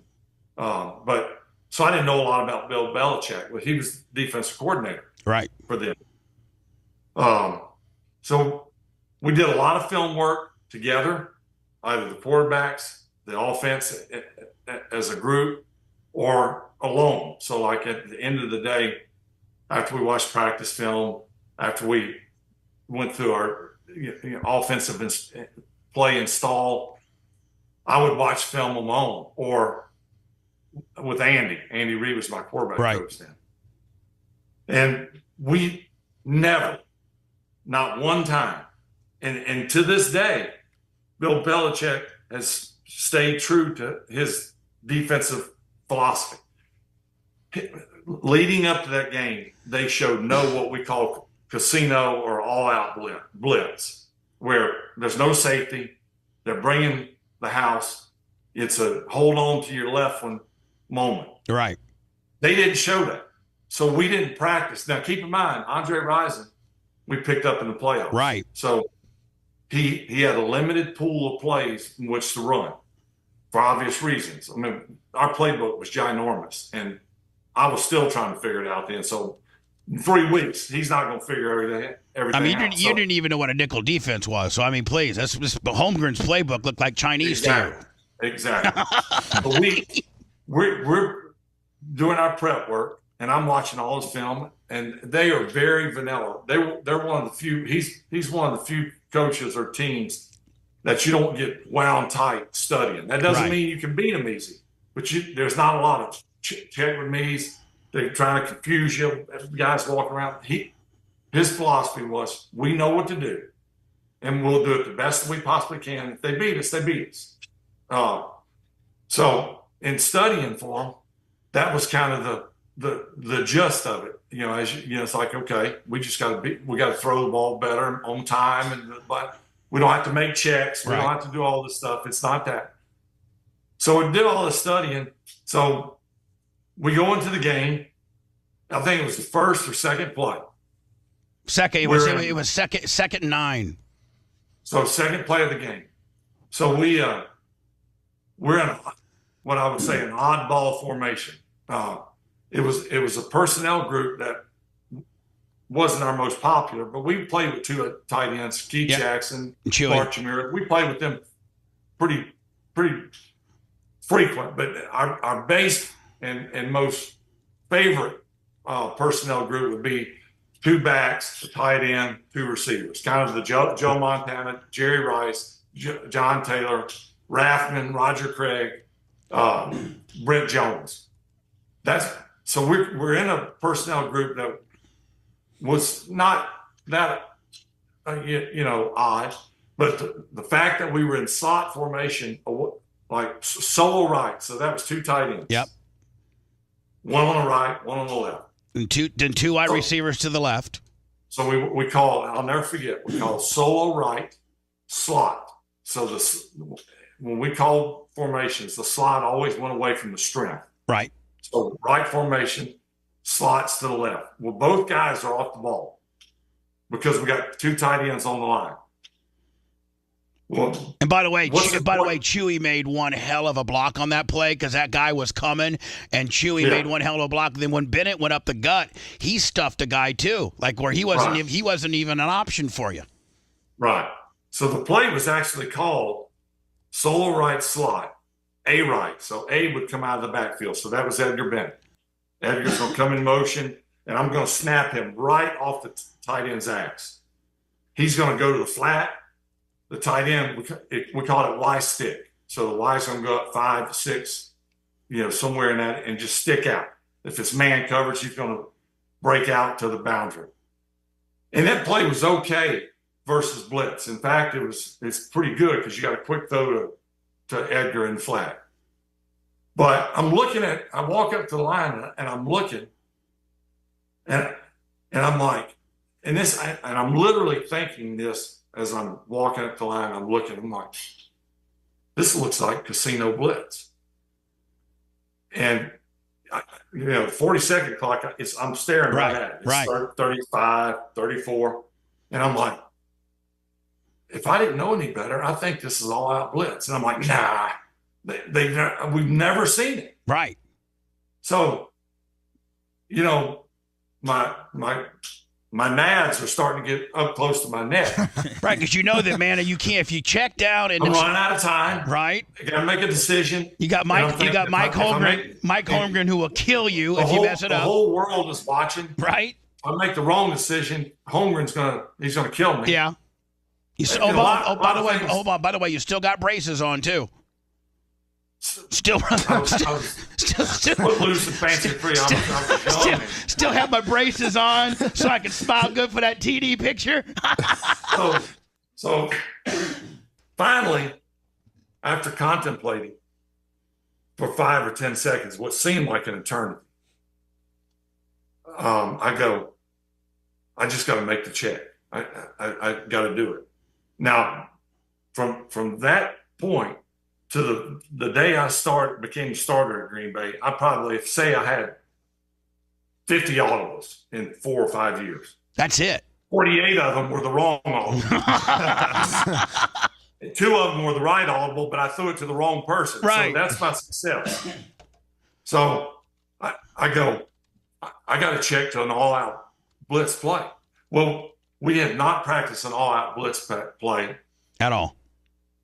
Maybe early in the year, and we only practiced it out of two backs, our regular personnel, 2 backs, a tight end, 2 receivers, and the receivers, the typical West Coast offense. So the Z receiver, the Jerry Rice, will be off the ball to the tight end side. The X receiver is on the ball to opposite the tight end and the flanker. So I checked to 78 razor. How would you say that? Would you go 78 razor, 78 razor? Check. I kind of backed up and I said, black 78 razor, black 78 razor. Okay. So the way we had always kind of learned razor tells you the route combination. There's only 2 guys on the route. Yeah, the 2 wide receivers, that's it. The flanker and the X. Yeah. So the way I'd always learned it and the way Mike had always kind of taught it was the flanker is the off-the-ball guy. He's running the post. The X receiver is the guy on the ball. He's running the post corner. So it looks like they're both running the post. Right. Then the X goes back to the corner. And so you look there and then come to the post. So when I say 78 razor, I look out and I go, Andre has no clue. He's never heard of razor. Yeah, he says Andre has no idea what we're playing. None. Zero. And you don't have Edgar as a safety valve because he gets mixed up in with a linebacker on a full-out blitz, so you don't even have him as a checkoff. When I look out and I see Andre's inside, Antonio Freeman, great football player, very instinctive, had a great football knowledge. He's the outside receiver. He's the X. Andre is the Z, the flanker. Well, I'm like, Andre doesn't know. He's never heard it before. But then I think to myself, well, both receivers are off the ball. So what do we do now? You know, we'd always been taught like the one on the ball. And you got to think all this is running through your little peanut head in about 15 seconds, knowing that you're 48 for 50 and not doing checkdowns very good. You got Holmgren, it's 2nd and 9. You got braces on, and the whole world's looking at you. And, you know, you're just some guy from Kill, Mississippi. Yeah. So I make a check. I honestly did not feel confident that Andre would run the post. I thought maybe and Antonio, after the fact, we've talked about it over the years, and you can actually watch the play and see Andre's looking out at Antonio, and Antonio's telling him something. Okay. So Antonio's telling him, you got to post. So when I throw the ball, Andre runs a perfect pass. It was a perfect pass. It was a perfect pass. You see Antonio on the outside, he's watching. You can kind of tell he's peeking at Andre because he later, Antonio told me, he said, if he ran the wrong route, I was running the post. Right. I was going to steal his thunder. So does that go down as as much as you've messed up on checks, does that go down as your greatest check of all time? It couldn't go any better. I mean like on the back of your everything that could go wrong went right. On the back of your Skag, should he put like a personal license plate that 78 Razor? That could be the 78 Razor. It would definitely be the 78 Razor. It was one of those things where, and I tell people this, when I threw it, he caught it, he goes in the end zone, I take my helmet off, I'm running around like I'm 12 years old. And what people didn't realize, they're like, look how excited Favre is. Yeah, I was excited. With braces. I was running around saying, can you believe this worked? And I can't believe it. And I got a trivia question for you. Who was the very first person to high five you after you ripped off the helmet? All of the world's looking at you with your braces. You're looking, 26, 27 years old. Who was the first person to high five you? I know the answer. I vaguely remember seeing that. It's either Doug Peterson, Jim McMahon, and then Peterson. So the 9, then the 18 are the first two. But it was cool to see old school McMahon kind of go out there and give the gunslinger a high five. You know what I'm saying? Was McMahon? Was he cool? Jim had the highest football IQ I'd ever been around. So he's probably thinking when I'm checking, I can't believe the old country boy got a good check. And he's got to be thinking also, this shit ain't gonna work. Right. Now, hold on. Last question. Does Holmgren hear the 78 Razor too? Yeah. Okay. Do you think he's like all walrused up and mad as hell because he knows one of his favorite sayings was, "All right, man, hold on to your left one." So I can, as I look back, as I watched, and as I thought about it, I said, there was never a time in Holmgren's career where he wasn't thinking and holding on to his left one more than that moment. Right. Oh, yeah. Hey, listen, I know you got a medical appointment that you got to get to, and we got to cut it short, but we're gonna continue to promote. You're the executive producer of the new. This gets released behind a paywall on, I think it's the 27th. On the 27th. Sounds right. It's Apple TV. An Apple TV. Right. It's called Concussed: The American Dream. Executive producer Brett Favre, but it's about this Iowa Hawkeye guy mostly, and Brett kind of goes through the guy lost his life. It's a very sash. It's very, very, very compelling story, and Brett has a lot to do with it. And Brett, I know you got to get going, but just watch me score you a Skag. Just watch. I'm gonna get you one, bud. And then you're gonna say, Bubba the Love. Then I'm gonna have you almost as good of friends as I do Dion. Well, I'm gonna go back like I was as a kid, where you can't wait for Santa to show up. How much longer to Christmas? How much longer? Can I get your number for Lummy so I can get you in touch with Randy? Yeah, all right, I'll send it. Perfect. You will be like a little kid, but like, you're Bubba. Gonna get tired of. You're gonna be like, I'm gonna have to block him. I'm gonna be like, man, I'm gonna have to treat him like Don Mikowski. I got to block Don. No, but you know what? Now I'll have two famous Packer cell phone numbers. I have yours and I have Tony Mandridge. I mean, that's pretty damn good. I mean, yeah. Oh, Tony, man. We had Sterling Sharp on. We had Sterling Sharp on for our first podcast. Me and Tony was gonna, and boy, Sterling was he is stiff. You're really. He's one of the smartest guys I've ever been around. You're one of the easiest interviews. Oh, he's tough. He's tough. You know what he opened up with, Brett? I'm like, hey, Sterling, Bubba, Tony, we just want to talk about some old Packer stuff. He goes, if it's not about golf, I don't want to talk about it. I don't have any interest in talking about anything to deal with football at all. And I'm like, oh my God. Yeah. Where do you go from there? He's kind of tough, but I've said this a lot of times. He deserves to be in the Hall of Fame. But I mean, that is him and Mike Holmgren. Mike Holmgren, without a doubt. Yeah. Now, I don't doubt either one of them deserve it. Sterling, had he not ended his career with a neck, which is he couldn't control that. No telling what he would have done. And I can even say this, man. Sterling at times pulled you out. I mean, made Brett Favre look pretty damn good. I mean, well, I was getting ready to tell you. I can't tell you how many times I threw it in double, triple, and quadruple coverage. and the end result would be they fall down, Sterling catches it, and he keeps running. And I was like, I kind of like this. Yeah, you got a little cocky about the deal. So when you get a lower skill set guy that can't do it, then it's horrible.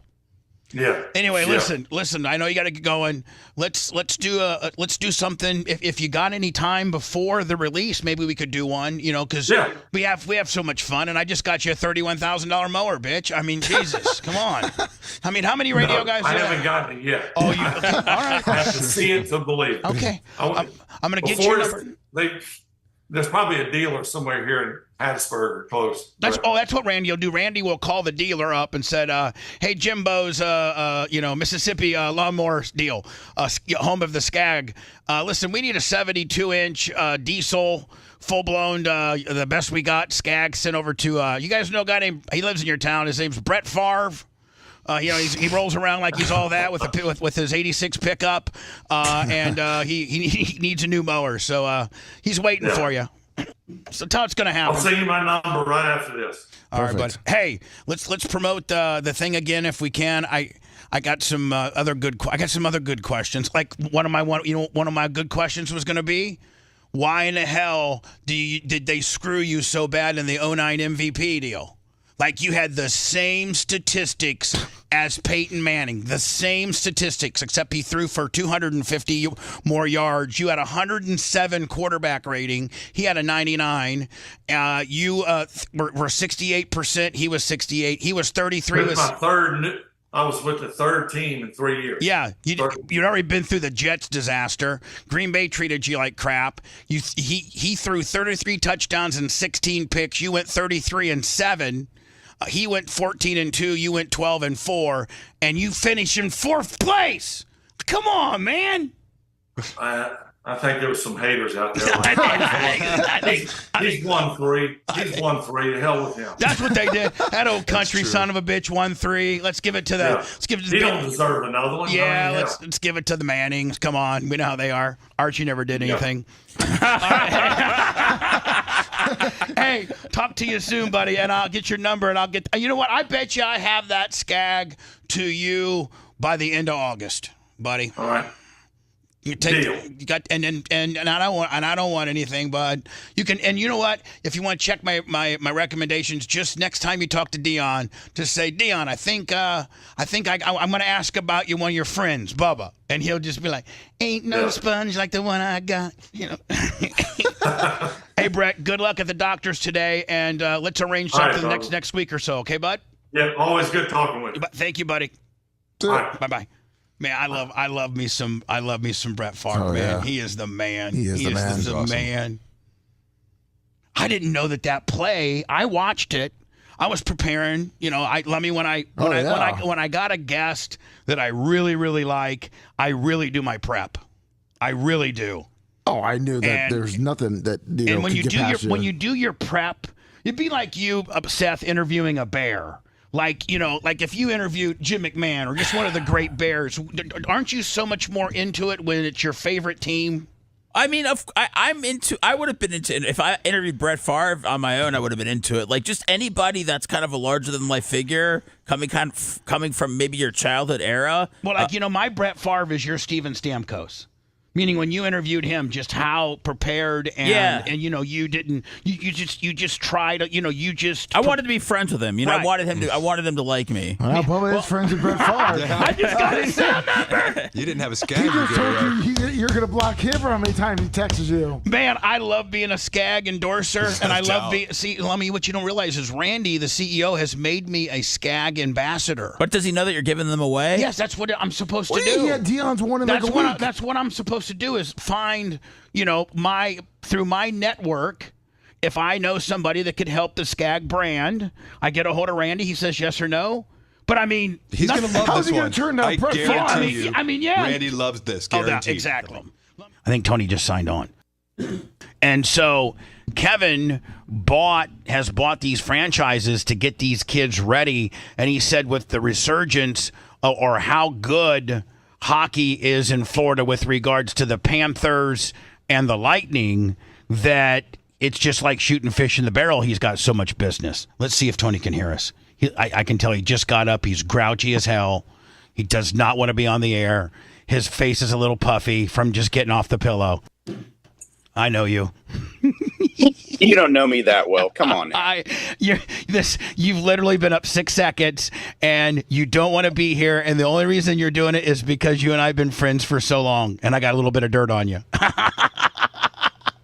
You have a lot of dirt on me. If you think whatever your scale of a little is like massive dump truck. Not really. If you think about it, man, like when the way we used to roll Miu Sumo, like it was just innocent fun. Like we didn't rob any banks or steal grandma's we didn't steal grandma's 401k or nothing like that. We were just you were a major superstar at the time at NASCAR, at that time a 2-time champion in 2005, and we were just living life, buddy, having a great and stuff that we did back then, which was completely legal. I don't know you could do now in today's world, with the advent of cell phones and things like that. Yeah, I totally agree. It's we had a blast, bud, and yeah, we're getting a little bit older, but we still got a lot of fun left in us too. Do you remember how crazy you would be? We would go to a track and you would get a rental car, and no other driver. Not even Jeff Gordon, not even Earnhardt Jr. None of them had this mentality except Tony was, I'm going to take my rental car on the track. Which is like the biggest no-no. Like, you're not supposed to do it. You're going to get called to Jim Hunter's office the next day. That Eddie Jarvis is going to be flipping out. And you would just start doing laps at 120 at Homestead, at 12:30 at night. And here we are. And here you are with, by the way, congratulations on your son. Wow. What a blessing. It's exactly what you needed. Well, first of all, Leah is what you needed. Let's just be honest. Very true. Very true. She definitely has been a huge game changer in my life. It's I found somebody that's just as screwed up as I am as far as our sense of humor and the stuff we get into. So it's pretty crazy to find someone. Well, like you actually found somebody that will stick up to you and set you straight and say, no, that's not the way it's going, boss man. We're doing it this way. Yeah, for 50, I'm going to say about 52 years in my head, I was running the show. Oh yeah. And in the last year, I realized I'm only running the amount of show that she lets me run. You're running whatever show. If you happen to be by yourself, you might be running that show a little bit. But if she's anywhere on property or in facility or within a phone call, it's and she is. I have so much respect for her because you're not the easiest person. Listen, you're a handful. Let's just be honest. You're a handful. I'm way easier than I used to be. There's no doubt. In my prime, it took multiple people to control me, but this is it's amazing when you finally get some heavy dead weight off your shoulders. What that does for your peace and happiness. Now, rumor has it this is something that maybe nobody's asked you, and I might be in trouble because I got some inside sources with you. By the way, I have lunch today with Gooch, and I actually texted Gooch today. I said, Gooch, give me some insight that I can, hit Tony with. And he goes, why do you think I've been able to stick around so damn long? Because I don't get involved in any of that. You're asking the wrong person. Call Sumo. Yeah. Well, this is the crazy part. Gooch was my very first NASCAR truck driver and first gas man. He's a big boy. He's 6'5". Yeah. Weighs probably 360, 380 still. He's a hoss. He's employee one, is he not? Yeah. Well, he's not the first employee I ever had, but he's for sure the longest employee I've ever had. Now, was he before? We've been together since the end of '97. Was Godfather before Gooch? No, Gooch was Gooch officially started for me in my camp at the end of the '97 season. Really? When we got our first motorhome, so he went from being a truck driver to being a motor coach driver, but still was the fuel guy. That's the guy that you need to sign the NDA, because that guy's seen it all. That guy has seen it. He has. He's already signed it.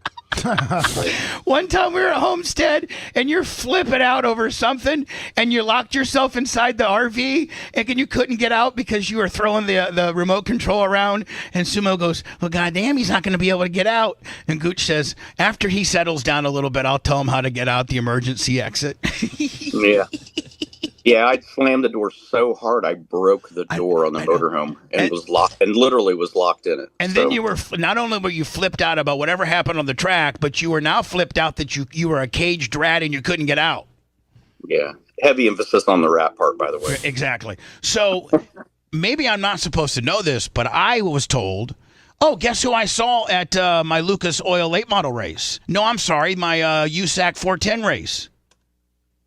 I wasn't there. No, Nelson PK. Oh, yeah. You had royalty, bud. Running up and down the pits like he owned the place. I put him on the guest list. And then we spent about 15 minutes of seeing pictures of little Dom. And he's just so proud and all that kind of deal. And he still tore up that you banned him from racing at Eldora in the Legends deal. He's still full hot on that deal. Yeah, well, if anybody has seen the video of him flipping a Legends car about 30 feet in the air, and your dad's, at that time, I think he was still in his late 70s. Right. Yeah, that's probably a good time to say, yeah, maybe these aren't the right cars for this track. Could you put Nelson PK in the Munchkin and run the Rumble? Is he just not can't? I mean, that's exhausting, isn't it? As much as you got to turn on that deal. Yeah, definitely. His arms might be able to hang on. His head, it would look like his head's sticking out of the right side of the car so far that he's trying to look at the right front tire. Would he look worse than I did at the Chili Bowl? Well, at what point of the Chili Bowl? The part where you were about 40 feet in the air and waving to the crowd through the top of the cage, or the parts where you actually made laps? No, the part where I went and got on the four-wheeler that you were driving, and I was getting ready to unbuckle my helmet, and you said, hey, bud, keep your helmet on because I don't want everybody to see that I'm associated with a dumbass. And I wasn't allowed to take my helmet off until we got back to the hauler. Yeah, that's the hard part of that four-wheeler ride after you crash like that. That's like the walk of shame in the morning, holding your shoes in your hand, your hair and makeup's all messed up. So I mean, you wouldn't let me take my helmet. You wouldn't let me till we get to the ramp. Yeah. So rumor has it from some pretty inside sources that Leah, I don't know how much you had to do with it, but Leah made such a beautiful baby, and that she really enjoyed being pregnant. You know, that you guys are maybe thinking about just doing a double shot, getting another one out of the way, and having your family boom, boom, and then she can maybe get back in a car. But you know, she's the hard lifting's done with regard to make the incubating of the baby. That rumor has it. I don't know that you've talked about this. But rumor has it that you guys might be in the let's make like Earl Baldy's used to say, let's run two. So is there any truth to that? I'm not going to say there's not, but I don't know that yet. We have because we're both dumbasses when it comes to babies. She's never had a child. I've never had a child. I don't know how to do anything.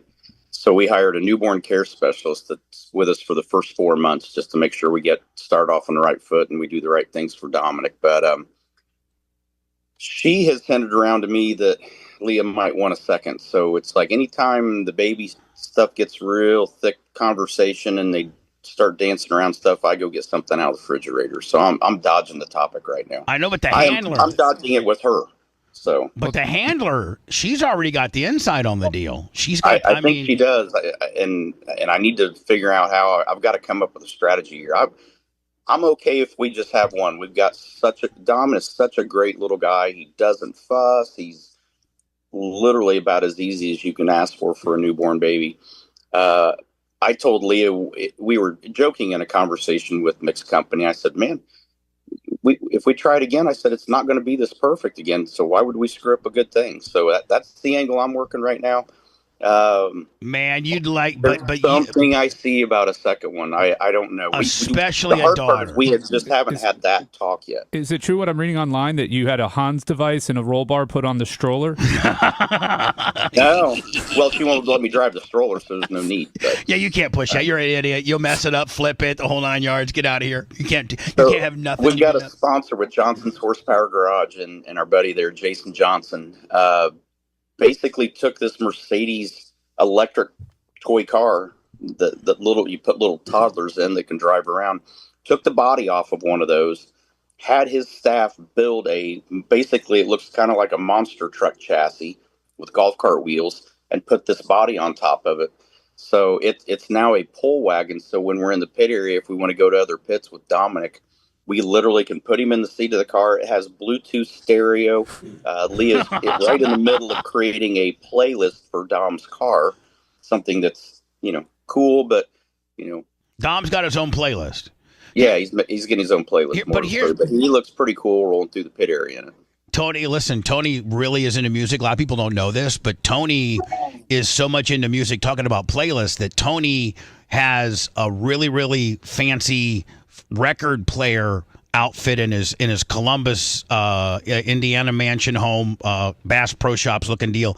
He plays vinyl in your bedroom. You go all vinyl. You are very big on. I think we were listening to the Dire Straits Sultans of Swing one time when we were getting ready to go to the Rumble on vinyl.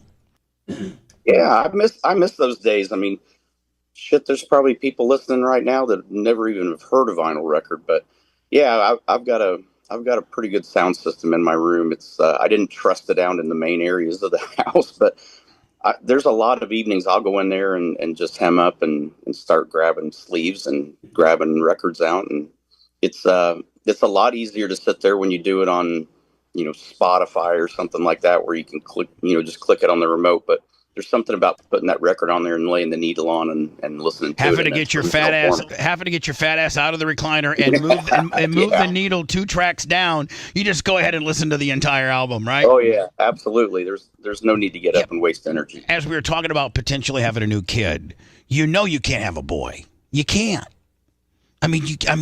Well, because they're going to be one's going to be a stud like you. And one's going to be, maybe not necessarily as good as you, and then it's going to be just an absolute crap show. You got to have a girl. That's why Bubba killed his identical twin when he was 7. Yeah. That's for the betterment of the good of the entire world, though. Sometimes that just has to be done. Yeah, you got to have a daughter. And there's just a special affection that a daughter has with a dad, and there's a special connection that a dad has with a dad. Now, the connection you're going to have with Dom is going to be, just unbelievable. And then you have a daughter, and she doesn't have to necessarily live up to Dom's racing expectations if Dom goes that way. But if you had little Derek or whatever, Derek has to be as good as Dom, or maybe Derek ends up being better than Dom. Then you got a crap show on your whole. You know what I'm saying? Yeah, I'm with you. What makes me nervous? Well, I can say on Leah's side, I do remember literally right before she was pregnant, we were walking through a mall. And I have no idea what the name of the store was. All I can tell you is everything that we could see through the windows in the hallway was pink and white. And she just went, ugh. And we walked right on by it. Didn't even slow down, didn't check up, hauled ass by it. Somehow something has changed, I feel like, because the nanny has hinted around that that's what she is hoping that we could try for. Yeah. But what happens if we spit another boy out? Or what if you split a girl out and she has her mom's "I want to race" genes, and now you got a promotional machine there, buddy. You think sponsors are easy to get now just because you roll up there like your TSR, roll up in there with TSR with a boy-girl combination, then you're just signing checks. I'm just telling you that right now. I still was leaning toward the 2 boys. If we go a second child, I was still rolling with the big boys here, because then you got guys that can work on the car. Yeah, but I say that to your point though too, because of Leah. Leah built clutches for top fuel cars. So, Leah, listen, let's not think we could have another mechanic there too. Some Dom's talent doesn't come. A lot of it might come from her. And Dom could be a fashion designer. Maybe, we don't know. Maybe Dom is going to be really good. Let's hope not. Let's hope he isn't a fashion designer, but if that's what he chooses, he is not going to be a fashion designer. Nelson PK will stab that kid in the heart if he's going to be a fashion designer. I'm going to tell you that right now. That's if by the time Dom's that old that the old man can even still cruise around. The old man will be in diapers by then. You know, just as Dom's getting out of diapers, Nelson PK will be getting in diapers. Yeah, no, but true. You know, but here's the deal. I mean, what do you? I know that obviously Dom's going to gravitate to racing in some way, shape, or form. But you know, the question that I'm sure a lot of people have asked you: does he go to roundy round? Does he go to junior dragsters? Does he go to midgets? Does he go to dirt? Does he go to asphalt? Like, you know, because his dad and his mom have done it all. So at the highest level. So where, you know, or like you, do you try to take your path and be like, hey, listen, I raced everything. I mean, from the number 7 Dairy Queen car to, you know, 3-time, you know, NASCAR champion to IRL champion. I still think you got the track record at Warsaw, Indiana, and TQ midgets. I mean, you know, home of Elliott's trailers. So where do you think, you know, as Dom starts to be 3, 4-ish, and you start kind of getting them in, you know, maybe quarter midgets or whatever, where do you take Dom, you think?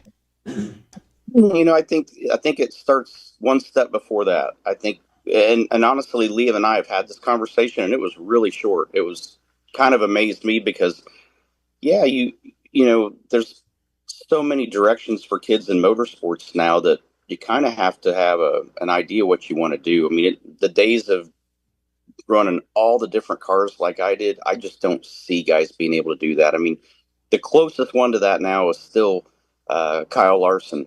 I mean, to go back and run wing sprint cars, to go run dirt late models. I mean, the versatility of that, and he's run the sports car. He's run the Indy car now at the Indy 500, going to do it again.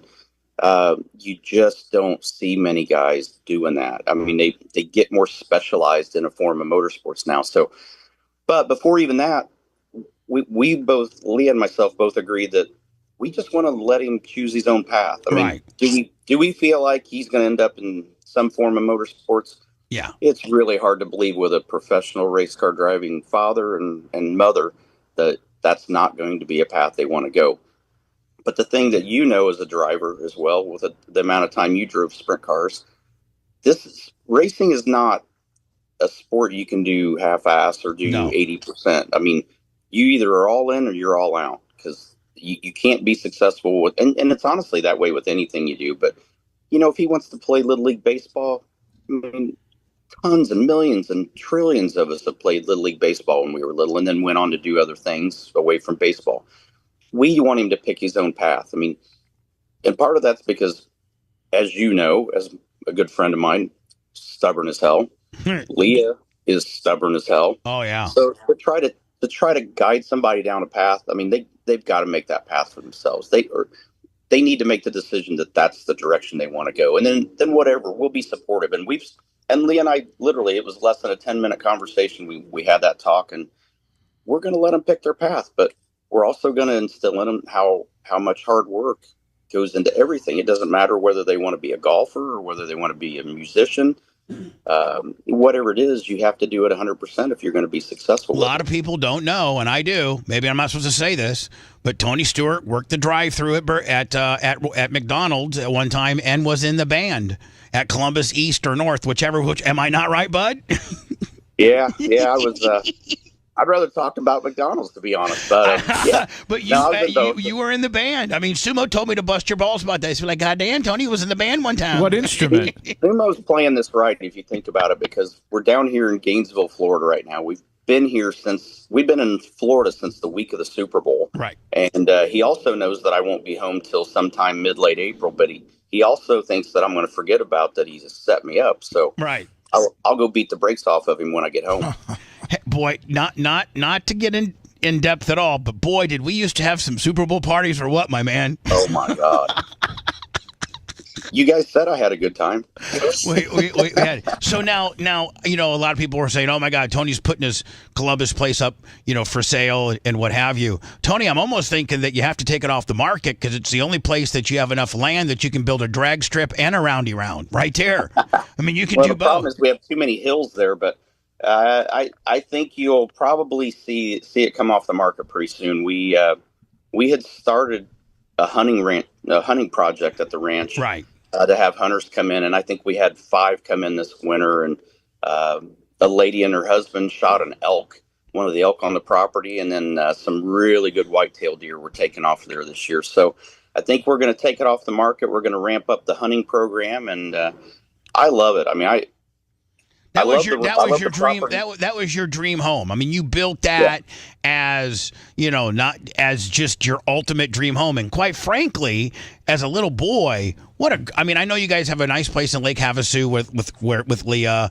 and you guys are maybe talking about maybe getting something outside of Indy. But man, as a little boy, growing up with Dom, I mean, you can fish, you can hunt, you got enough room to build a little roundy round track if you want to. You got a shop.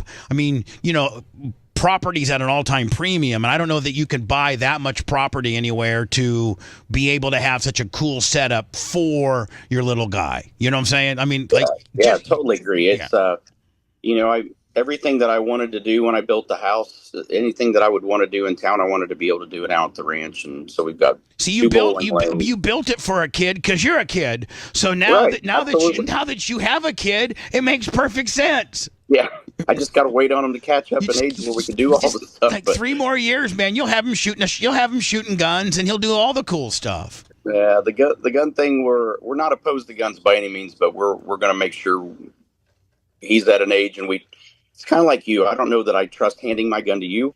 No, it's going to be that way with my son for a while. So we'll work him into it. But I mean, going out and doing things in the wood and fishing together and going out and looking at deer and elk and riding around on the side by side and cruising around and enjoying nature. It's for us, our lifestyle. And you've been around me for many, many years. Yeah. You do a lot of races. I mean, 26. I've known you 26 years.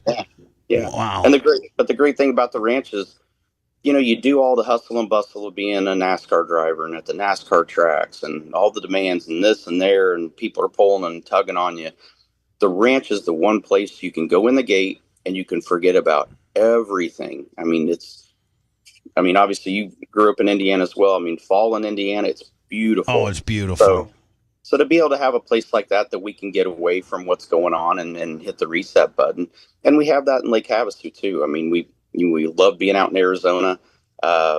It's a cool little town. It's a car culture town, boats, cars, side-by-sides. But the people there, we haven't been in that town long. I mean, we started dating in 2020 and, during COVID and, kind of meet some people here and there. But, once people realized we were there, I mean, it's so cool to go and walk around and, people know who you are. They come up and they say, "Hey, good to see you and good luck this week," or "Glad you're out here." And they just keep trucking down the road. It is so laid back.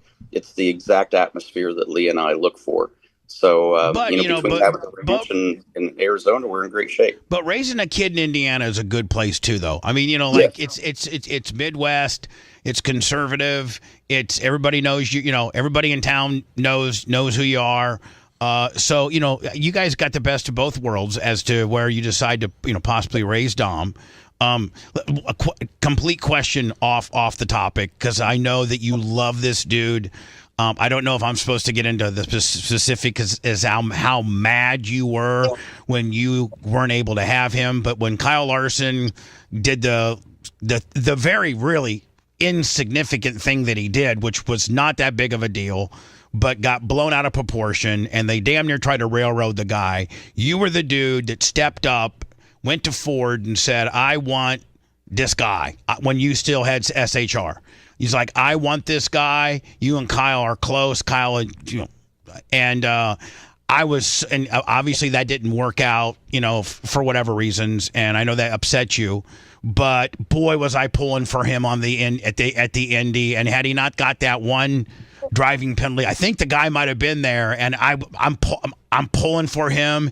He is such a good guy, and I think that outside of you, he's the best. AJ, Mario, you, him, that's probably the Mount Rushmore of racing. And you probably thought you would never see a kid come along in your lifetime that was actually as good, if not a tick better than you at some stuff. Yeah, I totally agree. I mean, yeah, that was the most devastating thing when Ford would not sign off and let us have him. We literally had Kyle's contract done. It was finished. But when you're a Ford team, you have to, and just like the movie Ford versus Ferrari, Ford has to approve the drivers that drive in a Ford. And I don't think that's all a bad thing, but what happened to Kyle and what was said on, he screwed up and hit the wrong button on his steering wheel on an iRacing on a simulator. And he was talking to one of his buddies. He wasn't It was a camaraderie type of deal. Like, hey, camaraderie deal. It was not mean spirited. It was completely out of context and was not that big of a deal. And boy, did they kill him for it. Well, and I think part of that is it was during COVID. Yeah. I mean, everything was blown out of proportion because all of a sudden our lives are all upside down. We're all on edge because we don't know what's going on. We don't know what we're supposed to do for ourselves, for our friends, our family. And being able to race on iRacing, I mean, that's a great outlet. I mean, you get to race and connect with people and talk to people, and should he not have said that? Sure. But did the penalty fit the crime? No, absolutely not. Absolutely not. Tired of all this BS and everybody gets so offended at this and that. Well, if you don't like something, walk away from the people that are saying it. Right. But don't tell me what I can and can't say. I am absolutely totally fed up with all these crazy ass people that think just because they don't like something that everybody else has to not like it too. So there's a bunch of words that we've dictated that are deemed not appropriate anymore that I would love to see come back. Do you think Kyle will follow your path and use NASCAR to build wealth and then eventually step away and have fun like you did? But I don't know if he'll go to the ownership route, but NASCAR to me, and I'm not saying anything bad about anybody. I know you're not involved in it anymore, so I don't have to walk quite as lightly, but I don't enjoy it anymore. I don't. I watch IRL, drag racing, and dirt late models, and USAC. That's what I watch. Yeah, I watched part of the St. Pete race, and this is the first time in probably, I'm going to say close to 30 years. This is probably close to 30 years that I literally missed an entire race. I have not watched any of the first three races of the season, but every time I watch a highlight is the same thing. They look like tanks that are indestructible, that are absolutely all the same parts. Like there's no innovation or engineering because it looks like everybody just running spec, IROC cars, and they can take so much abuse. And it just, to me, one of the things that made you such a great NASCAR driver is you could drive the car you could take an ill-handling car and pedal it to be competitive. And you really liked a loose car. Most people could never drive your cars because you liked them so loose because you were a dirt racer, which loose is fast. Well, they've choked them down so much now that I don't even know that you can really break the tires in the corner. I mean, you used to be able to, in Bristol or Martinsville or anywhere for that matter, take a tight car, break its tires loose, and get it fast. And I don't know. I think that they've kind of taken the driver out of it by choking it down so much. I mean, that's just my opinion. Well, think about this. I mean, when I was running in Cup, the motors had about 875 horsepower. And then one of the first steps the wrong direction that they did was took it down to a package that created 775 horsepower. Now they took it down even further. I mean, when Harvick was still with us at SHR, it got down to 550 horsepower. And now I think they're up around 600 again. But when I can go to a Dodge dealership and buy a Hellcat Red Eye that makes 795 horsepower off the showroom floor and outrun a Cup car. Yeah. I can go buy a street car that has more power than a cup car has now. Well, and they do it to try to make everybody more even. Well, all you're doing is making the bad drivers better, and you're taking what made the good drivers good and just bringing it back to their level. So you've numbed it up and dumbed it down so bad that it's all about track position. I mean, they so bad want to try to make it to where everybody's even. And I'm like, why do you want to do that?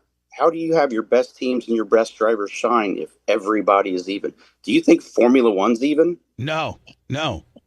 And look how popular Formula One is. But NASCAR's not smart enough to think that way. I mean, look at the end of the day. I thought about this after the Daytona 500. I said, I wonder how many years I have to go back in a Daytona 500 to find one that didn't finish because somebody got wrecked on the last lap or second to last lap to win the race. That the leader actually was the one that won the race without getting wrecked. I'm thinking if it's a question, I'm thinking 15, 16. I don't know what the answer is, but I mean, it's so far back that I don't know the answer, and I've had cars in that series. So when your biggest race of the year, that's how the outcome is decided, is by who was the person that got wrecked and got to the next timeline before when the caution came out. Now there isn't anything about that I'm interested in. Now that you're out of that, do you just feel as if, because the last couple of years was a struggle for you guys with all these new rules and new, just, you could only buy parts from them. And if it was 1/64th of a zillionth of an inch off, you couldn't even hollow out the hole to make it fit. Like, it was just ridiculous. It's not what you signed up for at all. And now that you're gone and you're out and that's been lifted from you, is life a lot simpler for you because you're not getting phone calls from North Carolina and the shop and Zippy and all these guys talking about the managing of a 4-car team and by a bunch of Gestapos? Like, is your life just? I mean, you got an RC company, you got your Nitro team, you got Eldora, you got Donnie's deal. I mean, you've really kind of pared down your ownership of stuff, and I got to think that taking that off your plate has just really made you a happier person. It has. I mean, obviously the stress with the Cup teams. When we went to the new car. Here's the thing: everybody had the same thing, so we didn't. Our lack of performance wasn't because of the new car. It's just we didn't figure out the new car like other teams did. That's on us. That's not NASCAR's fault for making us run a new car. Everybody had the same stuff. We just couldn't get it figured out. The stress out of that is when you have 300 employees and you've got these great crew chiefs and teams and drivers and you don't know what to do to help fix it for them. That you got really smart people that are much smarter than I am that are down on the floor and up in engineering trying to figure solutions out, and they work their ass off to try to do it. We just, for some reason, couldn't find what we needed to get the cars right for these guys. And we had great drivers. I mean, Noah and Chase and Ryan Berry, even Cole when he was in the car, Ryan Preece. I mean, people don't have a clue how good Ryan Preece is, and I'm telling you, that kid can drive. Watched him in the Northeast, and he's a hands-on guy. I mean, and the same with Josh Berry, and we just weren't able to give them good enough cars to showcase their talent. But it's, but yeah, to your point, it's great I miss it. I mean, the thing I miss about NASCAR is the people. Right. But the problem is the people that I knew and a lot of them that you knew literally got run out of the sport by NASCAR. I mean, there were all these initiatives and, hiring these people and those people. And there were a lot of really great NASCAR officials that truly had the option to either take a severance package or you may or may not get hired the next year and you might not have anything. So, I mean, it just forced a bunch of them into retirement. But, it's NASCAR's their own company and NASCAR and I definitely don't see eye to eye. But I will say this, I mean, and Brian France told me this, and I think Brian France was one of the worst things that ever happened in NASCAR. I do too. But the one thing that he did tell me, he goes, this sport was here long before I got here, and it'll be here long after I'm gone. And that is absolutely correct. When I disagree, and when people hear me say that I don't like NASCAR, I don't like how NASCAR is being ran. I don't like the direction they went. I still love the sport. The sport's here for a great reason. You're showcasing great drivers from the United States And now you're getting SVG coming over from Australia and New Zealand, and you're getting, Daniel Suarez from Mexico coming here.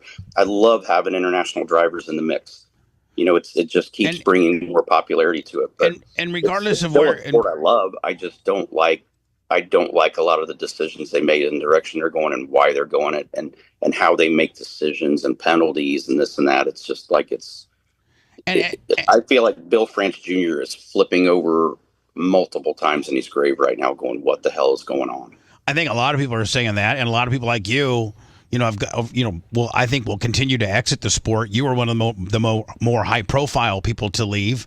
But, in all fairness, as much as we're going to talk bad about NASCAR, or we don't necessarily agree with where they're going, NASCAR took a little Indiana boy from Columbus, Ohio, and made you a very, very wealthy man, a very successful man. I don't know if running at Brownstown on Saturday nights would have got you to where you are today. And so, that there's a lot to be said for that. The other thing, absolutely. I mean, they are, and the great thing too is, I met so many great people. I mean, you mentioned him earlier, Jim Hunter. I mean, I struggled with a lot of things when I got to NASCAR, and Jim Hunter, who was the head of the PR for NASCAR, really was one of those guys that took a lot of young drivers under his wing and taught them the ropes and helped them when they thought about things, how to put it in perspective and what the big picture looked like. And another guy that was absolutely amazing and still one of the three most influential people in my life is Mike Helton. And Mike was president of NASCAR for such a long time, and hey, but hold on, Mike was hard on you though. Mike got up your ass. I mean, a lot of times you get sent to the hauler, and Jim Hunter would be out there, and he kind of give you the cliff notes of what's going to happen, and then you go into the principal's office, and Mike would lay the wick to you, wouldn't he? Yeah, but the thing was, Mike always had a way of, when he got in your ass, there was a reason. I mean, there was a reason he had to do that. But Mike had a way of sitting down and talking to you in a way to not talk down to you, like a meeting I had with Brian France. Right. Mike had that way of teaching you of, I learned a lot of lessons. I mean, I sat there and I knew I was in trouble when I got called to the trailer. I knew what the topic was about, and I knew that what I was complaining about, I was right on. I knew that. I mean, I knew 100% I was right. The thing that was amazing to me was when I got there and he said, "You're right, but you don't see it from these other angles, and this is why it has to be done this way. You're not wrong. You're right in this. But there's other factors out here of why we have to do this way." And he walked me through it. It's like, I never thought about that. We all look at everything, and it's no different than our society and all this crap that we're all dealing with as Americans with our BS politicians and the crap that's going on, the games they're playing, the stuff they're doing. They don't care about us. They care about themselves and how they can manipulate their side and what their agendas are. They're ripping our country apart from within. But every topic that happens, doesn't matter whether it's politics or motorsports or whatever, everybody's looking at the same thing, but it's like looking in the middle of a pie or a pizza or something. But every one of us is in a different spot on the outside looking in. We're looking in toward the same thing, but we're all seeing it from different angles, and there's different perspectives of it. So we all naturally make our decision on whatever that topic is on 100% of the information we're given. But just because that's 100% of the information we're given doesn't mean that's 100% of all the information on that topic. So it's hard to blame people for their opinions. That's the great thing about our country. Everybody gets an opinion, and my opinion of NASCAR always isn't good, but the next guy down here may absolutely love it. And I don't discourage people from watching NASCAR. I still think it's awesome. I mean, it's awesome to see. I've still got great friends there. The sport is still great. It's just went a direction that I don't agree with and I don't like, but that's okay. I have that right to make my own decision off of the information that I know, but I'm not telling people not to watch the sport. At some point I'm going to watch a NASCAR race again this year, because there's a lot of races and a lot of tracks that I truly enjoy watching. And you want to see you want to see the 5-car win. That's your buddy. Yeah, I mean, I want to see a lot of my buddies do well. I mean, Chase Briscoe and Noah Graxton's become a good friend. I mean, there's still good friends that I have in the sport that I do want to see them do well. Kyle's going to do well. It's just how many times is he going to do really well? But there's other guys that still haven't made their mark yet that I'm rooting for and want to see these guys succeed as well. To answer Tony's question on the Daytona 500, 3 times in the last 20 years has it finished clean, and the last time was 2017. 2017 was the last time it finished clean. And that is their crown jewel event of the year. That's their Super Bowl. That's their Super Bowl. And what'd you say, 17 out of 20 then? Yes. Yeah.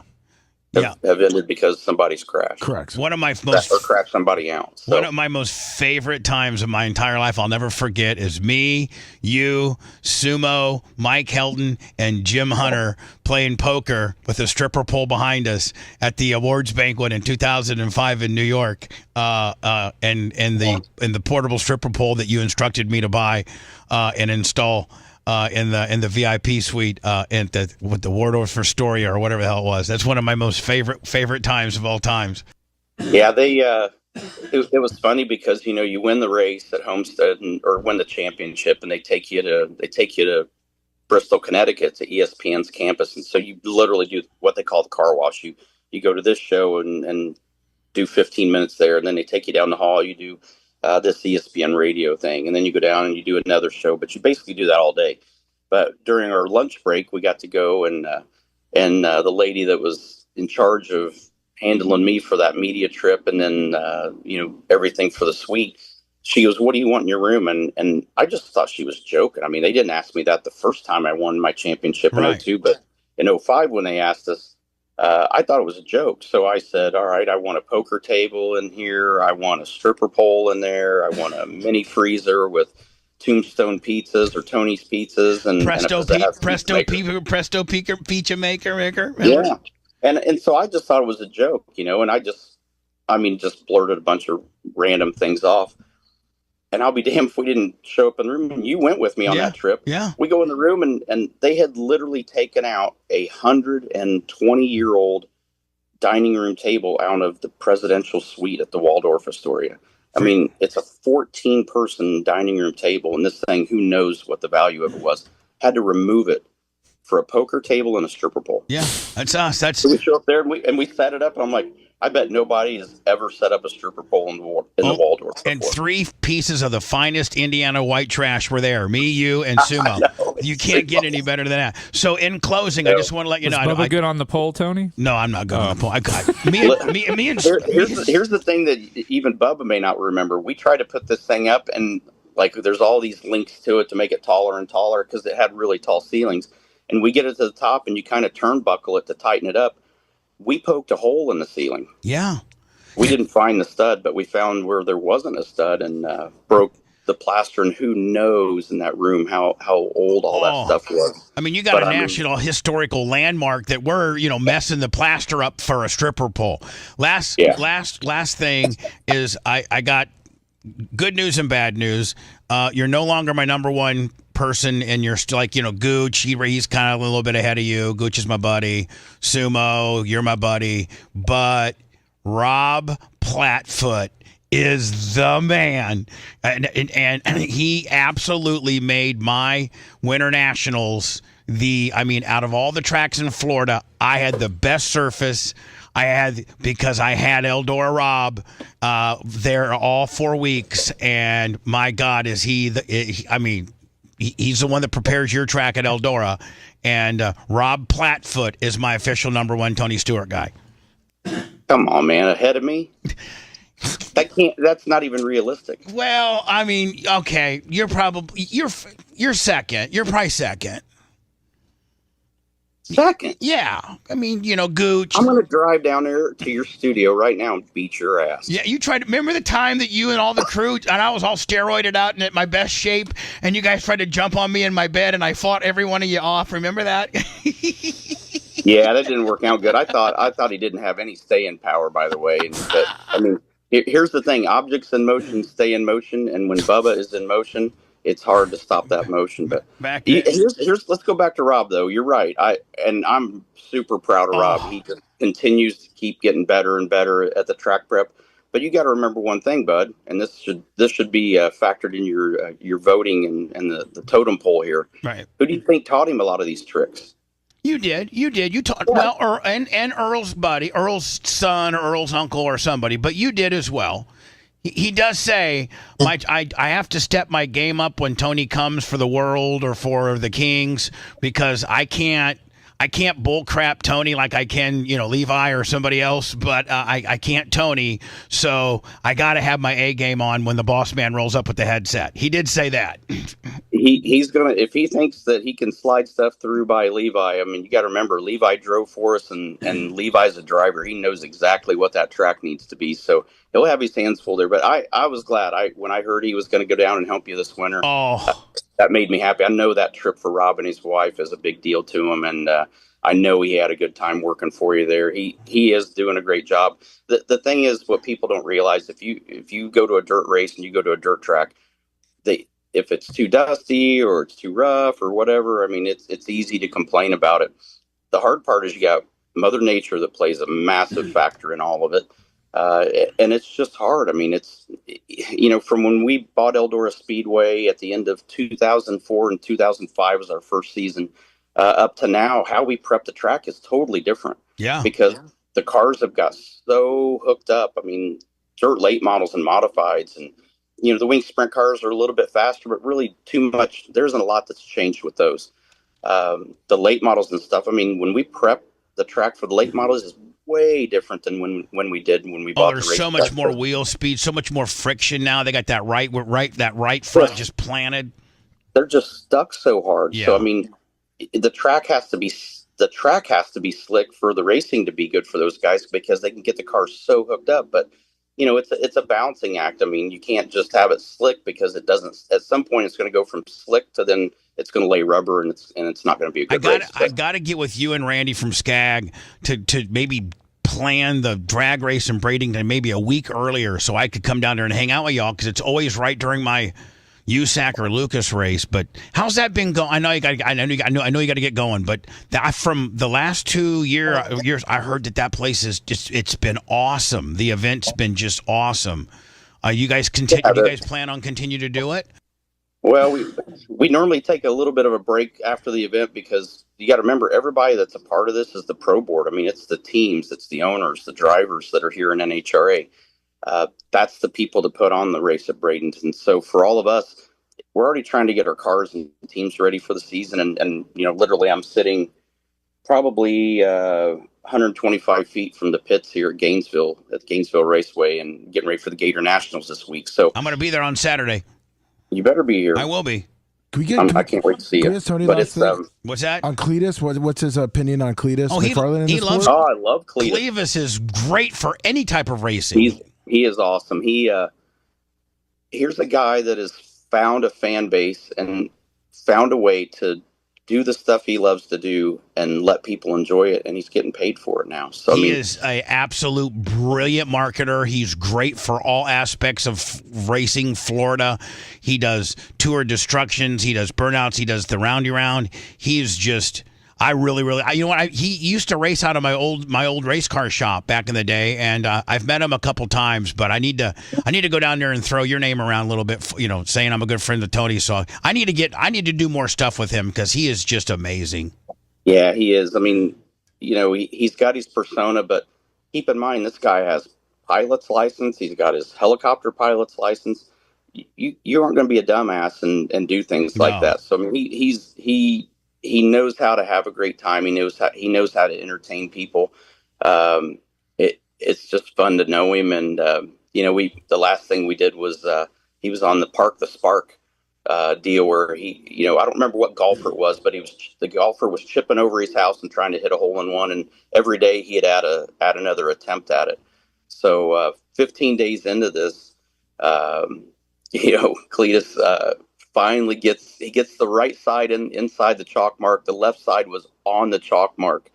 I can tell you from the 2 times that I tried to do it, it's extremely hard. I watched it. I watched it on his YouTube channel. I watched it. It was pretty fun. And even I think he got closer than you did. Oh yeah, absolutely. I mean, he was doing it every day, but I know. He was on the day that he finally. And I think you call it good. I think he was. Yeah. I mean, it was borderline, but I'm going to give him the thumbs up that it was good.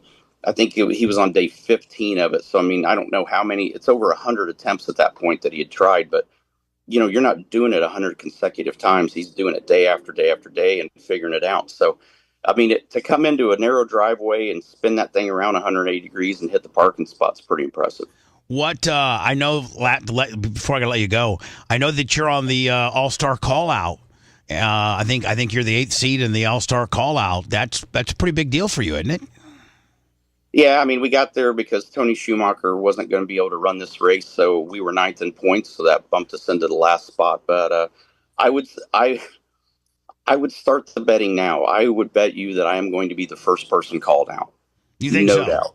Especially from the way we ran at Bradenton. Bradenton, we absolutely had a terrible test and event down there. But the good thing is, since we've been to Gainesville here, we've tested the last 2 days, and the car is definitely performing better. They went back and changed a lot of things and come back. So I don't know. It'll be interesting. It's, this call out deal will be fun. It's kind of like Bradenton all over again. You get to call it. Well, Bradenton was a draw. Here you actually get to call out your competitor. So you're gonna put in a 79 like the Proc kid did. Boy, is that hauling the mail or what? That is the team and the car to beat in the pro pit. I feel like this year in all 4 classes, that's the guy you got to watch out for. But a 79, I mean, that's like you can't even like that's just you can't even wrap your head around that. 341 miles an hour. I know. 1,000 feet. It's just insane. I know it, bud. Hey, listen, I know you got to get going. I always enjoy talking to you. More importantly, I can't wait to see you on Saturday. I'm having lunch with Gooch today. Thank you so much for being such a good friend for to me and for me, and just being a great dude. And I hope to hell you do good in Gainesville. You really need a good run. You really do. And, yeah, we need some momentum. And maybe put Mama back in the car. I don't know. I think she could probably wheel that thing pretty good. You're trying to get me to get her pregnant again. Make her the easy bake oven. I think you got to do one or two things. You got to put her back in the car, or you got to get her pregnant. One of the two. Well, the good news is one of those two things is going to happen because of that. I know. It's either drive the car or have another baby. So one or the other. She's going to be doing something big here soon. Right, and if you want to stay in the car, you might want to have another baby, my friend. You're pretty damn good at it. And congratulations on I know you're going to be a great dad. You're a great person. You're going to be a great dad. I look forward to seeing my good friend on Saturday. Thank you so much, Tony. And tell Leah we said hi, my friend. And give Dom a little can I at least get a little picture with Dom? Can I get a picture with him? Yeah, I think so. It's he's $20. $20. Well, yeah, $20 and a bottle of hand sanitizer after Bubba's had him. But easy now, come on now. Yeah, no, he's cool. That might be the boss lady may have some say so on that. I may want to just stick in the hospitality suite area. I would bet you'll see him on Saturday. All right, my man. Hey, good seeing you. Good talking to you. I'm going to see Jeff here in a few hours, and I'll see you on Saturday, T. Well, I'm going to make sure and call and get his credit cards suspended for the next couple hours, so you might get stuck behind. I got actually some Longhorn gift cards some fans sent me. So, nice. Hey, remember the time you tried to buy $5,000 of 50-50 tickets at Amalie Arena, and because you had an out-of-state card, they denied you? Remember that? Yep. Yeah, I felt like I was broke. I told Gooch you were taking him to Fleming's, buddy. Yeah. Hey, T, no. we love you, my man. You guys on? I mean, come on, let's be realistic here. Hey, love you, my friend. All right, guys. We appreciate it. Have a great time. You too. Thank you, Tony. See you guys. Bye, buddy. Man, Tony has been my friend, man, for like 25 years. What a great dude. I can't say enough good things about him. Hello. Yeah, this is Brian from Cincinnati. Hey, Brian. How What's you doing? happening? Good, buddy. Not too bad. Hey, so I got home one day and I tried to get one of those nines and I didn't get it, man. But it's okay. I was just curious when you're going to get the next batch in. The next batch will be here in a month. She already she already ordered them. She already ordered them, and so they'll be here in a month. Why don't you pre-sell them right now, Bubba? Why make people wait? Just how many you have, set that up in the store, move it on. It's just I hate to take somebody's money. I only pre-sell the shoes. But they want you to take their money. This guy would pre-buy it now, so he knows he has it locked in. Lummy, You're right, Brian. Thank you. I'm always am, sir, but I'm very rarely. I wonder if the merch. Brian, listen to me. I wonder if the merch crick who's listening right now. See, but you're at work and you don't have the ability to go to the website, do you? Yeah, I can. I'm on my phone right now. Yeah. That's how I listen to you. I'm waiting for your app to go through. When's the app going through? Yeah, but 2 weeks. 2 weeks. So listen, what I'm trying to tell you is, I think Merch Crick held back like 15 or 20 of these knives for my friends and family, and she might be able to put put like 3 or 4 up right now. If you jump on there right now and get it, I might be able to do that. And I know That'd be great. I really appreciate it. Lummy, is she listening to the show? I think she's out there packing and shipping right now. Could you go out there, Lummy, and physically talk? Stay here, Cincinnati, Lummy, and just say, hey, listen, could you put like 4 knives up right now, and so that we can get this guy to get one? I want to make sure that she can do it before I tell this guy to do it. Oh, this guy's gonna get screwed over. Sir, get on there right now and click on the knife. Give me 1 second. Click on the knife section and put quantity 1. Right now I think it's sold out, right? You can't do it. We're only doing BOGO for the next 30 minutes, people. No, we're not doing any BOGO at all, Brian. Whatever the hell your name is over there. Yeah, Bitch boy. It's sold out. Hold on. Let me work my magic here, sir. Merch Crick isn't that fast. Let me work my magic, okay? Hold on now here. Hey, babyface! I got the same birthday as you, and I'm Brian too. Wow, that's crazy. You guys Did you should spell dock. with an I or a Y? With an I. Okay, that's good. And also, my last name's Rose, so I'm a natural born Cupid. Look at you, Brian Rose, born on Valentine's Day. Now we're gonna see what Lummy comes back with. Right now it's still sold out. I'm trying to get this guy. I know I got like 10. We've held back 10 or so, but this guy is driving me absolutely insane, and he wants one of these knives more than anything humanly possible. Sir, you stand by and listen, and then call us back to tell us if you got it. No, hold on, sir. Just hold on. I'm going to keep you on the phone. I'm waiting for Lummy. Lummy's talking to the Merch Crick right now. She's probably making that adjustment on the back end of the website. And I'm continuing. He's walking to his mic. Welcome to Tradio, sir. What are you selling? Shut up, Brian. Okay, we're trying to help a guy from Cincinnati. She's 2 and 3 right now. She's on a conference call. So what? So she can't do it? She's doing it. She's doing it right now. All right, hold on, sir. She's running to her computer right now. She's gonna have 3 listed. For those paying attention, she's walking slowly, Lummy, because she doesn't want to hurt herself. Shut up. God damn, Brian. The irritation factor today is just like, we might be talking today at 2 o'clock. I carried her to her computer. All right, so listen, sir, they're not sold out right now. Go get one right now. Go click on, they're not sold out. Right, go, but there's probably other people. But they're on a delay. Hurry, sir. I got it. Now cash out. You got to cash out. Add it to your cart. Did you add it to your cart? Hold on. Let's go to my cart here. Oh, boy. Oh no! Someone's already. Sir, you gotta purchase it, or it's gonna be gone. Shut up, Brian. We're trying to walk this guy through it. Did you add it to your cart? Hold on a minute. Let me refresh. They're already sold out. Did you? I'll just wait. Hold on, sir. Sir, when I told you to add it to your cart, it was available. I did. I kept hitting the button, but it's not showing up. Oh, jeez. Oh, man. Cart is empty. See? In unrelated news, I now have 4 knives coming to my house. I'm about to list my eBay. Oh, boy. Sir, PayPal is $50 and we'll just send it to your house. No. Let me tell you what, sir. You're driving me so insane. Let me take this guy's information. Just take his information, and I'm going to send him one. You can have my knife, sir. From one Brian to another. Yeah, so the poor guy tried. Oh, you're great. He tried so hard. I'm just going to send him one. He tried. But, sir, I had it all set up for you. All you had to do was add it to your cart. There was a 30-second window where they weren't sold out. I kept hitting it. I saw it. I saw it. With that goddamn Android of yours, that Mint Mobile Cricket Wireless. Jesus Christ, sir, would you like me to autograph the box it comes in? Because I will do that for you. Sir, I'm gonna put. Autograph it, babyface. No, for me. he's not. I will. He's not Absolutely he's will, not sir. touching your knife. He's really irritating me today. We'll be having a call later today, threatening to remove him from the show forever. He'll tell me he does not care, and then I'll beg for him to come back. Sounds like we just had the call. That's how it goes. And then I'll have Tom Bean call and tell him, man, come on, Brian. Bubba's just kidding. You know how Brian gets. Yeah, Bubba gets. Hold on. So listen, sir. I'm going to put you on hold. I'm going to get your information, and I'm going to get your goddamn knife to you, okay? Hold on.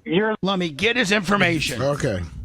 It's Brian from Cincinnati. Just put it in the mail. They'll know it. Brian Rose. That's how it goes, Brian. That was fun. That was a fun trip. I'm going to call Brian at 2 o'clock, rip him a new ass, tell him it's unacceptable. He's going to say, fine, I won't come back. Whatever. I don't need this crap. And then I'll say, I'm so sorry. I was just kidding. Can you just lighten up a little bit, buddy? And then I do lighten up, though. And then he lightens up for a week, for 1 week.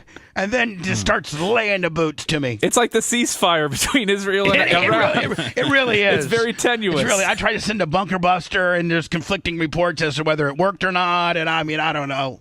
Whew. This guy from Cincinnati is wearing me out. So, Lummy, you know what? 3 or 4 people I think she added 4.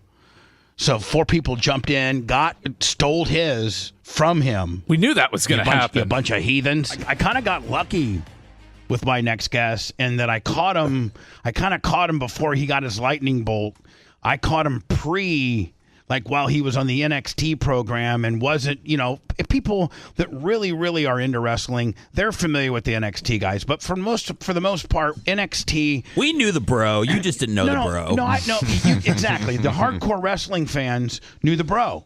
But most mainstream wrestling fans usually aren't as hardcore where they know the guys that are developing. They just see the people that are coming to their town on one particular night or who's getting pushed on TV. And I actually had the distinct honor of getting to know and become friends with Matt Riddle before he hit that big WWE Raw were you on SmackDown or Raw? I was mostly on Raw, but I was on SmackDown for 1 season, then Raw 2 seasons. Right. But we caught you before all of that, before you really became a huge superstar, and it was so cool to watch your push, especially the Orton push. I thought that was really done well. Too bad Randy got hurt. But, where do you think they were going? Where were they going with you before? Obviously, I think you'd still be with WWE had Vince not sold, or WWE and the stock or whoever had merged with Dana White's company. I think you were in their plans to be a big time superstar. You were going to be a Chris Jericho. You were going to be a CM Punk. You were going to be that guy, I think, until the merger happens. Yeah, the merger probably didn't help me out or do me any favors, especially merging with the UFC. Even though it's TKO got ownership of the UFC and then kind of bought into WWE, and I don't think that helped me out. But I think the writing was on the wall, too. I mean, I feel like once Randy got hurt and got out of we weren't teaming as much anymore or doing the RK Bro stuff, the attitude towards me from the boys, or no, the boys love me. I can see where the boys love you. I still talk to all the boys because you're just a dude. The only guy that had heat with you was Goldberg, and that was just because he's insecure in his own skin because he knows shoot style. He knows Goldberg knows shoot style, and you can confirm it right now.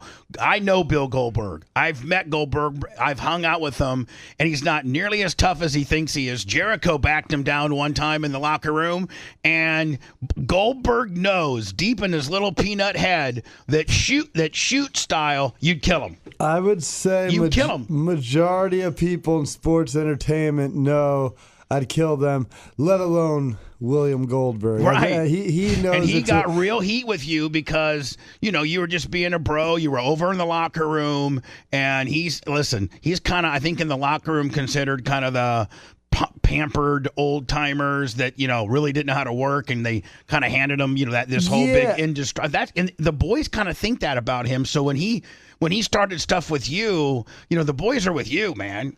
The boys were definitely with me, and Bill has a history of kind of doing what Bill does. Being a bully. Yeah. And even when... when you didn't put over his bully gimmick and were ready to back it up shoot style, that's what freaked him out. Yeah. And the thing is, I don't want to knock Bill, the character. Bill Gold. Sure, I get it. I understand the value of it. And he understands it too. When Bill gets out of the ring and you guys are in the Sallyport walking, to your your rental cars or whatever the hell you're doing, and he gets heat with you out there, not scripted or anything like that. He's legitimately he knows you can kick his ass shoot style. Well, I think there's a lot of guys, especially wrestlers, that get a push at that level when they run into somebody like me and they know they can't hang with me. I mean, in the ring they can, in a WWE ring. Sure. But in the ring they'll bury you. When it comes to the street or a cage or a ring of like combat sports, they kind of know they don't have a chance. It was kind of like the Kurt Angle effect back in the day. Like, you'd be working Kurt, but if Kurt decided to turn this into a shoot, you're done. Yeah. Right? And the thing is, like, I don't know why, you're in the business of wrestling. We already talk crap about each other all the time. Right. But for some reason... and Bill wasn't the only one. There's other guys, even like Roman. I did a promo. They asked me to mention the bloodline, and I said I'd beat the crap out of them, especially out in the street, Did that get you real heat? Yeah, oh, dude, Roman wouldn't talk to me for like a month or so, and I was would you go, and were you broing him too? Like, you go like, bro, I was just cutting a promo, bro. I always am. I mean, the one time. So, give me kind of a reenactment of what your first conversation with Roman was when you shot a promo on him. Tell us what you said. Well, the promo was, RK Bro was killing it, and the guy that set up the interview beforehand was like, hey, mention how RK Bro's killing it in merchandise and how you guys are the best team and how you're better than the Bloodline, because me and Randy and myself were feuding with, the Bloodline. Right, sure. So I'm talking trash, said how RK Bro's selling more t-shirts than even anybody. Got into the merchandising numbers and the whole 9 yards, and right? I go, if we get down to it, if we're in a cage or a ring, I'd beat the brakes off everybody in the Bloodline. There's nothing anybody can do about it. I don't care if you're the tribal chief or whatever. If we're going shoot there, Roman, bitch, I got you, right? And then Randy, because now Roman's mad at me, it sends me a text, and he's like, that was like unprofessional, this and that. And I was hold on, you get a pre-text from Roman. Yes. And then I was like, oh, man. And then I go, I should probably apologize. So I write an apology, being like, my bad. I was kind of told to talk trash. I didn't mean to cross the line by saying I could beat you up in real life. All right, so you baby faced off on it, right? I was going to. And then I showed the text to Randy, and Randy's and then Randy ribbed you. Oh, Randy ribbed you. Randy goes, oh, nah, dude, Roman's not going to they don't want to talk to him like that. And then Randy gave me a different kind of apology where I never apologized. You just kind of non-apology it apology. It was a very Randy apology, right? So then when I sent that to him, oh God, Roman got angry. You should have sent the first instinctual one because it was so golden. It would have been completely fine. Because it was straight golden, right? It was just like, I'm sorry, bro. Oh yeah, it's like, my bad, dude. Won't happen again. Right. Randy was like, Randy hey, rewrites man. it. Randy's like, things happen. Hopefully we can work in the future. And I'm like, are you things sure? happen, when you're cutting a promo. Sometimes it gets away from you, bro. You know what I'm saying? The next time I see Roman, we're doing the live events. This is like right when we're coming back from COVID. Right. And you see him. I see him in the hallway. I'm like, what's up, Roman? Hi, bro. And he doesn't say a word to me, walks by. No. And then I'm like, oh, this is awkward. And then all of a sudden, now, are you on your scooter at this point? I am rocking the scooter. The scooter automatically takes a little bit of anybody's diffuser. It automatically takes a little bit of edge of that madness because it's so cool that I got a surfer dude that's on a scooter with flip-flops trying to apologize to me. I mean, it's a good look. It really really is. And then, but all that happened was the first time after we were walking past each other, he didn't respond. And then about 5 or 10 steps away, I heard him call me a bitch. And I'm like, oh, come on, man. Man, you can't put me out like that. I got to do something about that. And I'm like, I'm right here, and he keeps walking. And then the next day, he does it again. And I'm just like, this time, I'm like, bro, like, come on, dude. This is not a big deal. And then probably this is face to face, right? This is face to face. So the second day he bitched you, you're like, bro, come on, man. Come on, dude. Like, I'm right here. Don't be calling me a bitch and walking away. I said I was sorry. Yeah. Come on, well, I really I did. sort of said I was sorry. Yeah, I would have said I was sorry. But so you're still playing the Randy Orton card. Well, yeah. You got the Randy or angle still kicking. You can't, you know, once you agree to that text and you send it, I double down. So many head games play the WWE, right? All right, so that's second time. So second time, and then we were cool. And then by default, because RK Bro was doing so well, I eventually had to work with Roman, and we did some tag matches. But then we did our singles match for the title on SmackDown. How bad did he spud you? He didn't at all. After that, we were good. He enjoyed working with me. Did you put him over in the singles? For sure. He was the champ. That's right. He hasn't lost in 54 years. He eventually lost to Cody. I know.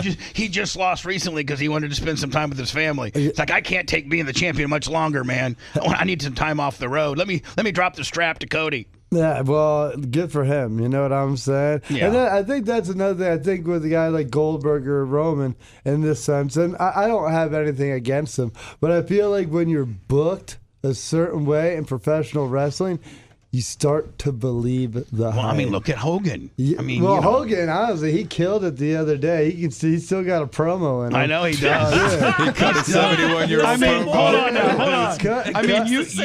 You truly appreciate being in the business. You truly appreciate a good promo, don't you? Dude. So when you see a 70-year-old go out and roll out a grade A promo, I mean, as a young dude, man, you gotta be like, man, that's goat-like stuff, right? Dude, I don't watch. I don't get into politics. That's just not my forte. That's not my strength. But I did take a glance at the Republican, what have you, and saw Hogan do that speech for Trump, and it was pretty remarkable. It was quite something, wasn't it, man? He's like, you took a shot at the next president. My hero. Trump will be my hero. Then rips out the shirt. And my favorite part, I mean, that promo was good, but seeing Trump just so happy, just like Hulk Hogan is cutting a promo for me. Yeah, I mean, hold on, president. But hold on, the guy was just let's not loving forget, everything. And I would too. If Hulk Hogan was still like Matt Riddle for president and ripped the T-shirt off, I would be like, this is it. This is cool. Hold on now. Here. Do you know what my thing is, though? You ever see that movie, Idiocracy? Yes. Yeah. Yes. Son of a bitch. I feel like we are so we're living that life right now. And we got professional wrestlers and rap artists that are introducing the next. Remember in Idiocracy, they had monster truck shows with the presidents. Remember? Dude, I remember, and I feel like I don't know if we're all the way there yet. Well, we're close. Well, we're way too close. We got pro wrestlers and Kid Rock, with a Dana White kicker. Yeah. Dana White did Dana awesome. White, yeah. So good. Yeah. Dana White, Tucker Carlson, Kid Rock, Hogan. And then Trump came on. So this is something I think that you've seen that the people are not too familiar with. And Rhett and Gary went to the Jake Paul, Mike Perry press. Well, this was the weigh-in. No, the weigh-in's today, I think. I'm sorry. Weigh-in's today. This is just the press conference. So we get in, and Jake Paul and Mike Perry are there answering questions. Wow, what a nice production. Look at the production value. That is nice. Well, Jake Paul knows how to put on a show for sure. So Jake Paul, to give you some history, I think, Matt, you have publicly sent the word out or even, put on social media that you would love to, Jake Paul needs to pick you. If he's trying to find these badass people for him to beat down with his next opponent, supposedly after this one being Mike Tyson, Matt Riddle's like, hey, bro, pick me. Just pick me. Yeah. I mean, I'll take, I don't know, small payday, big, give me my full-blown merchandise sales and a small payday, bitch, I'm there. Yeah, I would probably do it for free at this point. I'll beat your ass for free. Just to get back in the ring and put some beats on them. Yeah, You've thrown it out there. I've thrown it out there. I've talked to people. I mean, I know his brother. They send me Prime all the time. I mean, thank you for the Prime. That's why when he said he didn't know who I was, I'm like, dude, I wrestled with your brother in WWE. I've seen you before. We've talked. I've been on Impulsive. I'm like, I've rubbed enough shoulders. I'm pretty sure. But then I love the way the bro describes things, don't you, man? But then again, Goldberg was the same way. I remember Goldberg getting interviewed and be like, oh, I don't know who that guy is. And it's like, dude, you know who I am. I ruffled your feathers. It's a thing. And I think with Jake Paul, it's been thrown out to him multiple times. He's declined it multiple times. And I mean, he can do that. But at the end of the day, I think it's like, I'm pretty big. I'm like 6'2". I weigh 210. That's about what he is. And I fought in the UFC, and I didn't leave the UFC getting beat up. I left the UFC beating people up, And then I went into the world of professional wrestling and did well there. Yeah, did very well and punked out basically all the big guys there too. And one of the reasons why he's still not a pro wrestler is because shoot style, the guys can't beat him up, so they're afraid of him. Yeah, I mean, they're afraid. Yeah. They cannot intimidate him because at the end of the day, man, if you want to take it out to the parking lot, we can. It's not gonna work out good for you. Also, I don't know the logistics of the Paul fights, but I went to his one of the boxing matches in Orlando, not the latest one, but the one prior to that. The one before that one, yeah. And you got a chance to sight. I mean, you watched it firsthand. I watched it firsthand, but the thing is, I feel like the fights he usually picks, there's a size difference. Like he usually has quite the reach on his opponent. And so that's what with him and Mike Perry. And with Mike Perry, the same. The difference is I'd put money on Mike Perry if I was anybody because Mike Perry's mean. I mean, he fought Luke Rockhold. But Jake Paul, Mike Perry's laying down doing a job. Possibly. That's what I think this all is. I think people lay down and do jobs. They say, hey, listen, if you beat Jake, you make $500,000. If you don't beat Jake, you make $3 million. Go ahead and decide what you want to do. Yeah, I mean, that might be the possibility. I think it is. I don't know. I never made it far enough to get a contract or anything like that with him, not because he doesn't want to fight. But it's very possible. I personally think a lot of the guys... Would you do a job? I mean, I already did the job in pro wrestling. If he wants me to take a dive, I can wrestle. I'm just saying, if he said, hey, listen, $1 million if you beat me, and $6 million if you let me beat you, like in the fight. It's a real big whodunit. It's close, and I get the decision. Yeah, I don't think that's how it would go. I don't think you would want that. Plus, I think that's how it goes. I think maybe, but I think the problem with somebody like me, and probably why I haven't been given the opportunity, is because I just have too much pride. Like it's really hard for me. It's one thing in pro wrestling. That's part of the job. You're mean. But deep down, you're kind of mean, aren't you? You don't fight in a steel cage. You don't go out of your way to fight professionally unless you're a little mean. Yeah, you are mean. Like you're that dog that you could turn on you. You'd be like Brad Pitt in Snatch. He wouldn't throw the fight. He'd knock the guy out and kill him. Perfect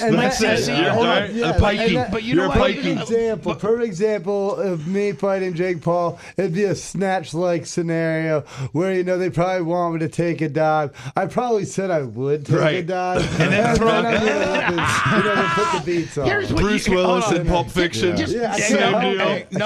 Knowing how much of an F up you are, here's how your Jake Paul experience goes. Okay, this is because I know how you go a lot of different ways. I'm going to give you my Bubba McMahon my prediction. Okay, Bubba McMahon. Yeah, just knowing you that you got a hair trigger, that you're just a wild man, but you at the end of the day, man, you self-medicate, you keep yourself, just really chill. You got the bro technique. But I've watched you at the gym kick the heavy bag, and I saw you with your shirt off, and I was like, God dang, that guy's a stud. And then I took a pair of boxing gloves, and you said, go ahead, bro, hit me in the side as hard as you could. So literally, I took a pair of boxing gloves just to show how how strong his core is and stuff. And I threw it with my little T-Rex arms. I threw as hard as I could.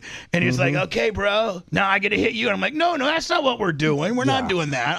I didn't hit you, though. No, you didn't. He didn't. But I just know how you're wired. And sometimes you lose it and you mess up a really good thing sometimes. Yeah, I'd say, because your internal meanness comes through. You're a street yard, junkyard dog. And so here's what happened. You'd sign this big deal with Jake Paul, and you're Johnny Bro, cool dude. And the deal is, okay, listen, it's $1 million if you if you win. If you lose, it's $6 million. $6 million if you lose. We'll make it real close. But it's you get fined $250,000 if you knock him out. So you'd go in there and he would just irritate you, and inside your little head, you're like, oh my God, I'm doing a job for a guy. There's no way. Deep down on the streets, I'd whip this guy's ass. I feel like, and then you'd start having some kind of internal fight in your little head, and then you'd knock the guy out or choke him out or just do something, and you'd have to write him. They sue you for $250,000. Well, that's the other thing with the Pauls. Logan fought Dylan Dennis not too long ago.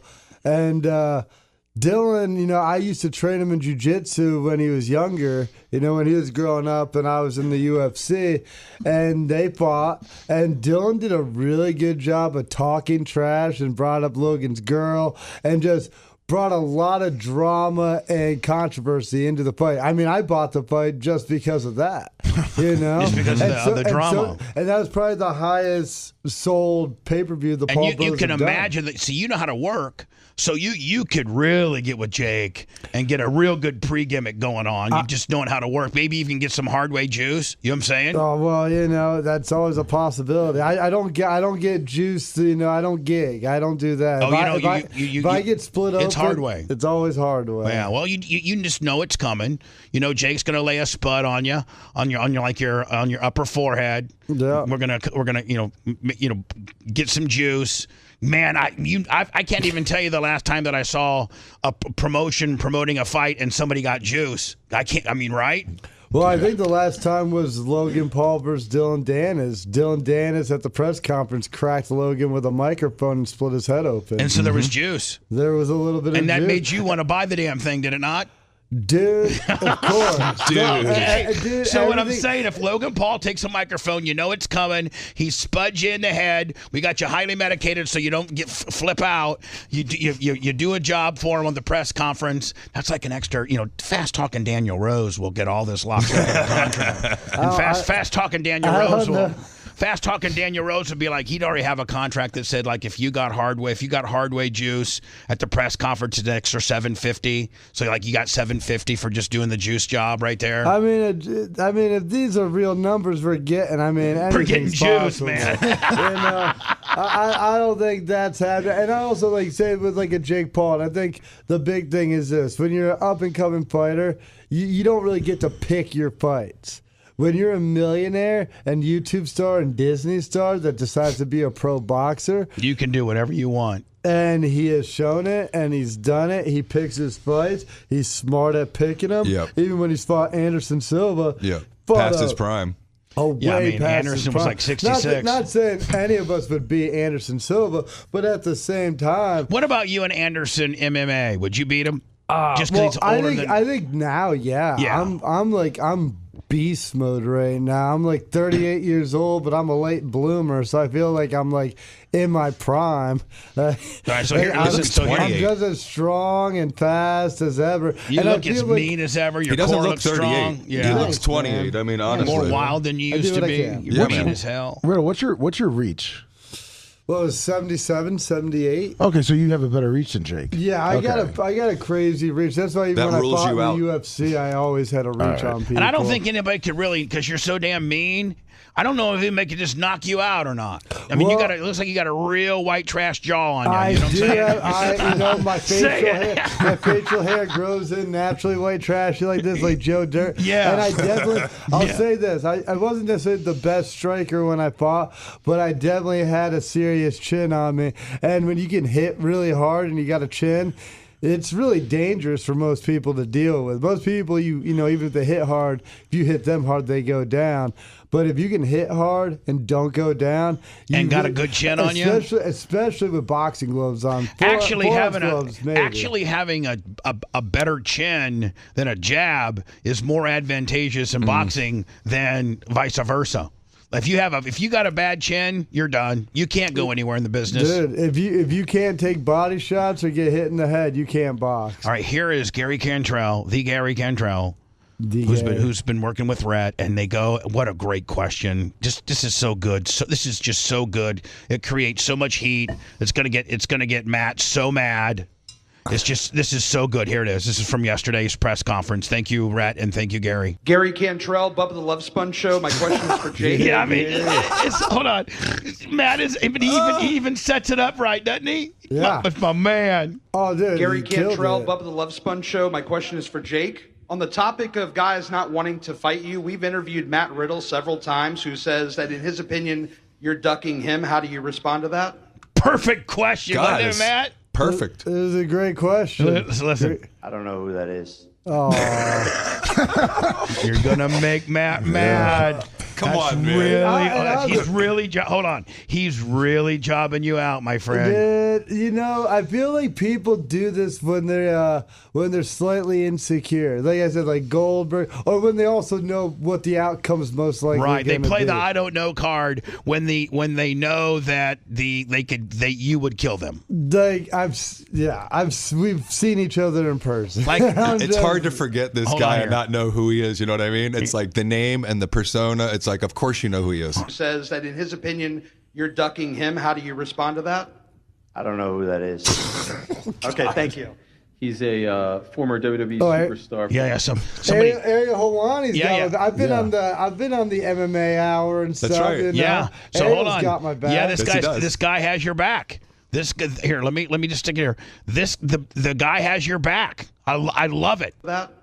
I don't know who that is. Okay, thank you. He cleaned up the awkwardness. All right, hold on. Former WWE superstar, former UFC fighter, the Super King of Bros. Sounds like somebody wants a payday. Like I said, I'd do it for free. Hold on. So that's how you combat that. Be like, hey, you know what kind of payday I want? Just whatever merchandise that I sell. Yeah, I don't even care about that. You know. Well, no. Daniel Rose ain't gonna let you cut that deal, buddy. Come on. We gotta get merch, Matt. Come on. But let's just put it this way: I'm confident enough in beating Jake Paul in a fight, regardless if it's boxing, kickboxing, or mixed martial arts, that I would forfeit all my money because I know just knocking him out or beating him up is worth more than any amount of money I could get. I mean, the marketing and you being the guy that really finally showed this guy the business. Yeah. Right? Because he always, to me, man, he always fights bums. Not bums in the fact that they're bums, but they're way older than they've already timed out on their career. And they're kind of, they're like, you know, when boxing Anderson Silva, boxing and striking wasn't Anderson's. Was, you know, he needed to get you on the ground in order. That's what he did. Yeah, Anderson he's really good at Muay Thai, but boxing's definitely different than Muay Thai and definitely different than mixed martial arts, you know? And I'll say that there's one thing. When you're 24, 25, if you're in your mid-20s, dude, when I was in my early 20s, you could hit me with a brick and I would just keep coming at you. And I didn't care, you know? Yeah. Also, the other thing, you got to realize, once you get to a certain level of wealth, the training you can pay for. You know, I think a lot of people knock Jake, but at the same time, he's probably way better than a lot of people think because he can pay the best trainers in the world. He can pay the best sparring partners in the world. Best nutrition. He can pay the best nutritionist, the best strength and conditioning coach, and he doesn't want to lose. And this is the other thing. How important is all that back end? It's all super important. I remember when I was in the UFC, I didn't have trainers half the time because I couldn't afford it because they weren't paying me enough. So it's like, and then like guys like GSP back in the day, there was like leaps and bounds in between the division, but it's like because GSP gets paid millions of dollars and gets points on pay-per-views. He had a full blown employee roster of doing everything for him. The guy had everything. He even had a special guy with a special IV to hook him up before fights. And I remember because I would get IVs after weigh-ins, before fights. And I remember I got one, and the guy that did it for me did GSP before me. me. And I go, oh, what does GSP take? And he's like, oh, he's on something else. And I had vitamins. I had a Merrill's cocktail. I had like niacin and all the. So, but you didn't have the. Hold on. You didn't have the Jesus juice that GSP did. He had like 5 extra add-ons, didn't he? Bro, and the thing is, if you ever watch GSP fight, 25 minutes against another high-level guy. Not saying he didn't train harder. He wasn't ready. He was ready, but I think he had a little extra. I wouldn't say juice or steroids or whatever. I'm not going to say that. You got the jobber juice. And he got the Jesus juice. I definitely got the discount IV bag, and he got the Dollar General. Yeah, and he got the Louis Vuitton. Correct, and it showed, and it definitely showed in his fights. The guy was a beast. I got to do some words. We're going to come back with Matt Riddle. There's so much to talk about with him. I want to get into the bare knuckle fighting stuff with you. Oh man, is that where you might be headed? Well, right now the professional wrestling's great, but you're doing independent stuff, right? Yeah, I'm doing the independent stuff, and I stay so busy. If anything, too busy. I double book myself all the time and everything else like that. But the money's right, So the money now is the independent circle. Is the money pretty good? Well, I'll say this for somebody like me. Yes, I wasn't just a guy that was in WWE or a guy that was just in NXT. You were over. I was at multiple times. Well, funny with that is Randy. I would say we were over, and I was over. Randy would say we weren't over. I remember one time I go to Randy and go, hey, Randy, we're super over. He goes, no, how can Randy? Because that's Randy's just ribbing you. Hold on. Randy goes, we're not over. I'm like, what do you mean, man? You hear that crowd? We're selling merch more than anybody else. Come on, dude. He goes, Hulk Hogan was over. Yeah, but The Rock is over. At that time, Stone Cold is over. You know what he's doing though? At that point, we're not over. He at that point is just trying to make sure that a Green Frog rookie doesn't get too full of himself, and he realizes, he wouldn't even be working the program with you if you guys weren't over. He's not going to be part of a program that's not over. He's Randy Orton. That's true. You know what I'm saying? Randy's smart. He knows what he's doing, especially when it comes to sports entertainment. And and God, just by he is one hell of a hand. He really knows how to work. He really knows the philosophy. He's a good worker. He takes care of his guys out there. He's not stiff.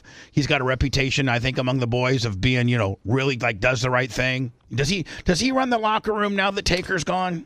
I would say, the landscape in WWE is probably none of the boys are allowed to run the locker room. Oh. You know what I'm saying? See, remember back in the day, Taker ran the locker room. Yeah, but I think, it's more like high school.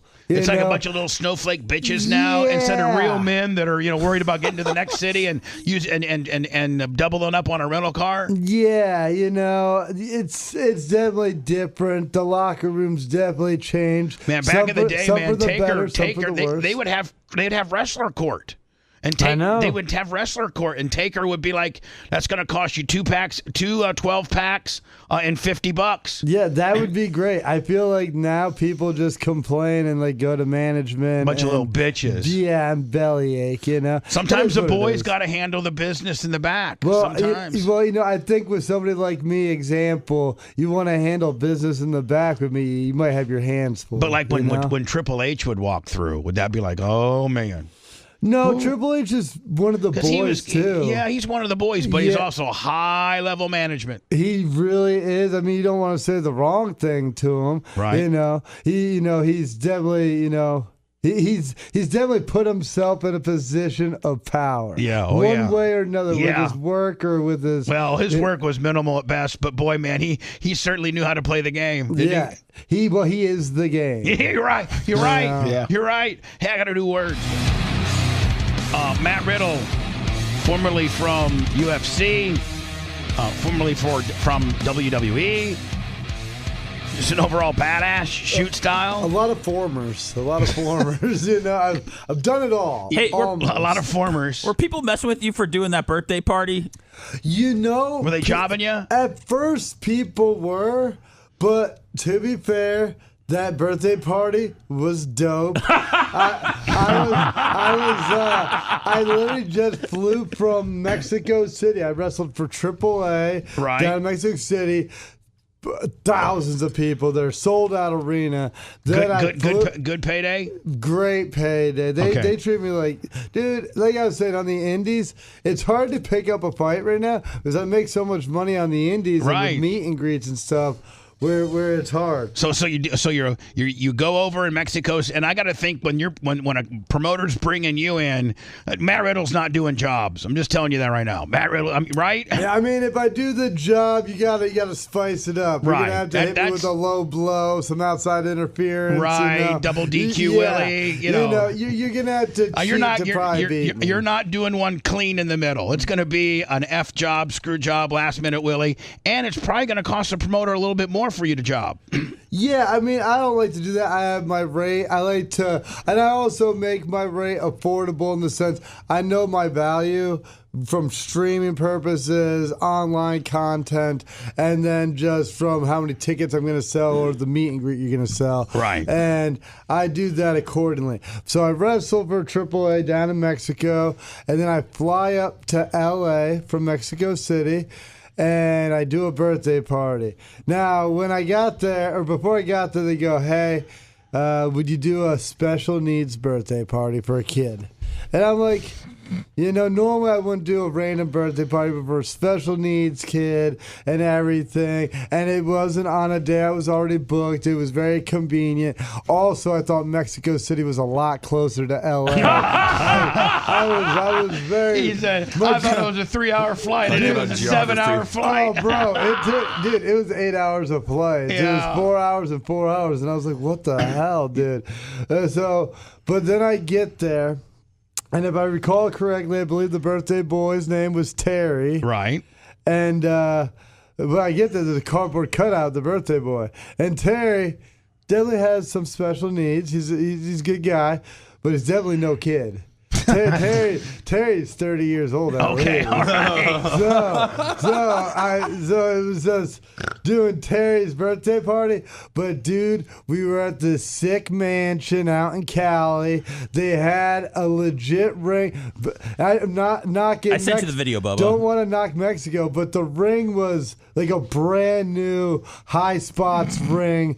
It was a good ring. Best ring I worked in all weekend, And then, like I said, the family was awesome. There's other people of special needs and everything. And it was sick. That's just part of the backyard. Now, when they said they had a ring, did you do it like a high spot for him, or did you put Terry over? Like, what was the gimmick? Bro, show it here. If you know me, if I'm wrestling, I don't dial it in. I don't care if it's a birthday party. I don't care if it's WrestleMania. I don't care if it's for a special needs kid. Yeah, I'm hardcore, buddy. If you pay my rate and fly me in, I'm doing a job. I'm going hard. I'm gonna make sure. There's Terry in the red. Oh, that's Terry in the red? Terry's in the red. It's Terrence. Terrence. I was calling him Terry. He didn't mind. There he is right there. Looks like a regular able-bodied man to me. Dude, I think so. You guys are stallion. But yeah, dude. They kept my flip-flops. But they kept your flip-flops? They gave me a different pair of flip-flops to wear home because they wanted the signature King of Birthday. If they're paying the rate, they keep the flip-flops. I figured you pay my rate to come to a birthday party. And they had replacement Willies ready to go. Right. And they fed me. Yeah. They had a bartender. Yeah. Right. They got you new flip-flops and paid. Hold on. Most importantly, paid your rate. Up front. Paid my rate. And everybody was respectful and nice. But since then, funny enough, I've been hit up for birthday parties. A lot of them. I mean, hold on, brother. That's easy money, dude. Bar mitzvahs, bat mitzvahs, birthday parties, dude. Are you kidding me? The bar mitzvahs are big too. Yeah. Was it that dude's dad that paid? Hold on, let me see. Who paid for the party? I have no idea. That guy's got special needs. The one with the ball. Matt Riddle's ass cheeks are hanging out. I know. Swear to God. He's got lower cheek exposure. That's a $7,000 ring right there. I'm telling you that right now. That is a beautiful ring, dude, isn't it? Brand new turnbuckles. VWC. A show out in Cali set this up. Who's this jobber? No, is this like his uncle or something? I don't know any relations of family. I don't know if they're just friends. They just kick these flip flops off. And you haven't even called. Like, you don't. Do you even have an idea where you're going with it? Like, have you called the match at all? Oh, this match, yeah, I called bits and pieces, but at the same time, when you're working a birthday party like you're this, just gonna do it clean right there. Dude, 1, 2, 3 with the gazebo. Yeah, I mean, you let the guy get a good one in on you because he's got the gazebo right there, buddy. Dude, he's feeding you all day long. He's got you all the liquor that you need, and more importantly, he paid my rate. Best part about it is during the match, I bring my opponent out to Terrence to give him a chop. Oh, really?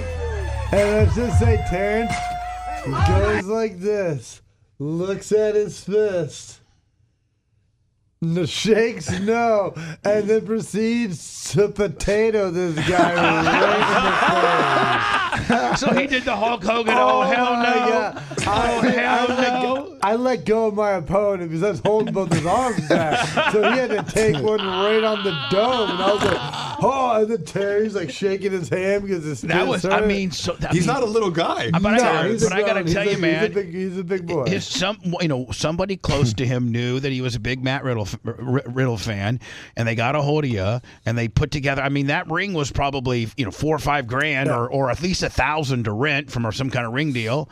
Your rate. I mean, they went all out. And there was other matches on the show. I wasn't like the only attraction. They had a couple others. Other wrestlers? Yeah, not at the same caliber, but right. Definitely the local scene in California. Yeah, like Texas Hangman, things like that. Stuff like that. So what's? It sounds like you're not really ready for anything. All this independent stuff. And people paying your rate, which I know your rate, and it's a pretty decent number. It's a pretty decent number. And you're just, I mean, you could make. I'm probably telling you probably could make more doing what you're doing now than the rookie or 1 or 2 year deal you had with WWE. I will say this: I'm doing exceptionally well, and then even with merchandise. Because now I get 100% of it. I have to put the money down. But and you can have a cameo now? Dude, the cameo. My website, therudedudes.com. Been killing it with merchandise there. And like I said. Are you doing a podcast or anything? I'm going to get into that, but I figured I'd let you keep doing it for now. You got your show, the podcast.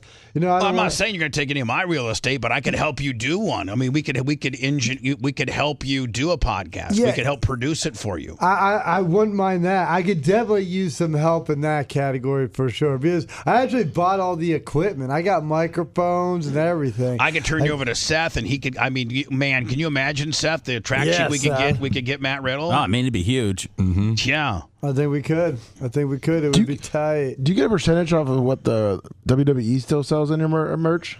They do sell in merch. I get royalty checks. Oh, there you go. I still get royalty checks from WWE, and I know I get like less than 1% of my royalties. That's just the contract. At least mine. It was very low number.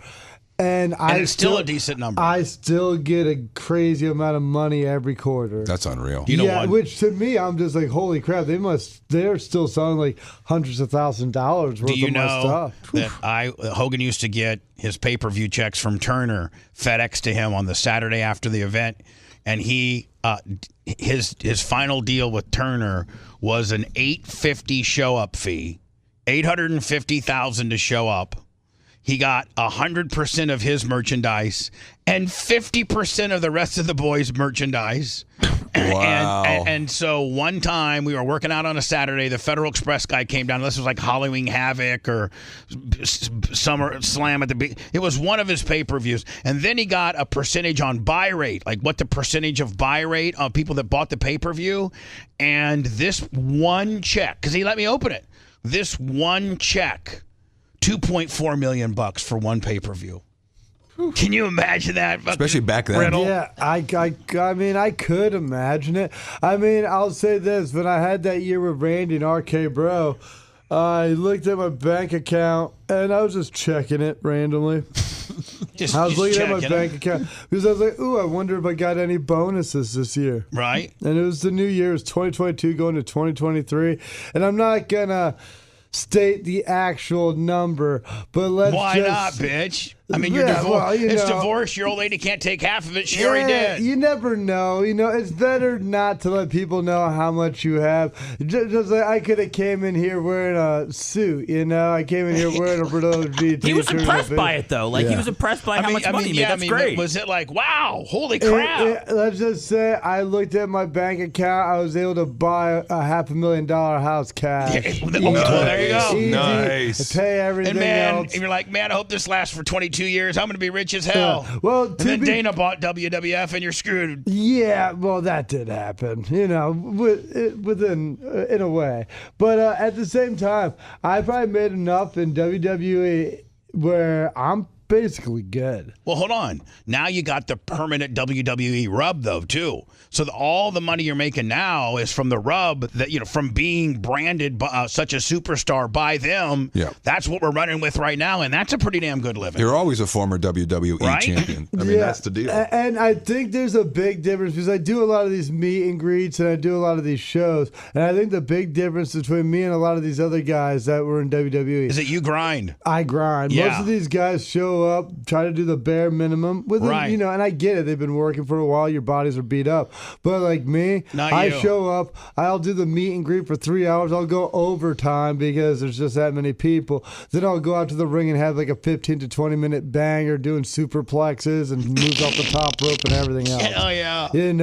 And I make sure every fan gets a fist bump and a bro. Right, exactly. Every fan gets a fist bump and a bro. All your money back. And you know what? Probably, I got to go to words real fast before we come back and end it with you, but probably, there's not that many independent promoters that can afford your rate. So amongst all of those guys, they talk, and the promoters are like, man, you guys got to bring. I brought Riddle in last week. We sold out the show. Yep. It's a business for them too. He's like, listen, we paid his rate. It was a little high.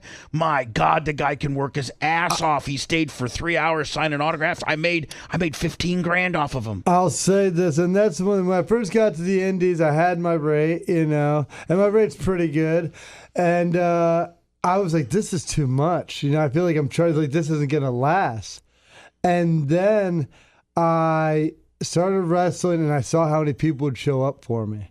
And I saw how many meet and greets people were selling at like $100, $140 a pop. And the promoters are now, listen, which I think is crazy to sell. Hold on. You're now in the business, you're drawing money. You're drawing money. Then the promoter, listen, you're booked solid because promoter one calls promoter two and said, man, I just made a killing off a Riddle. Pay his rate. It might be a little stiff, but bring that guy in, man. You know what? You'll make money. You'll draw. They call it draw. You'll draw with him. I do draw, and that's the one thing.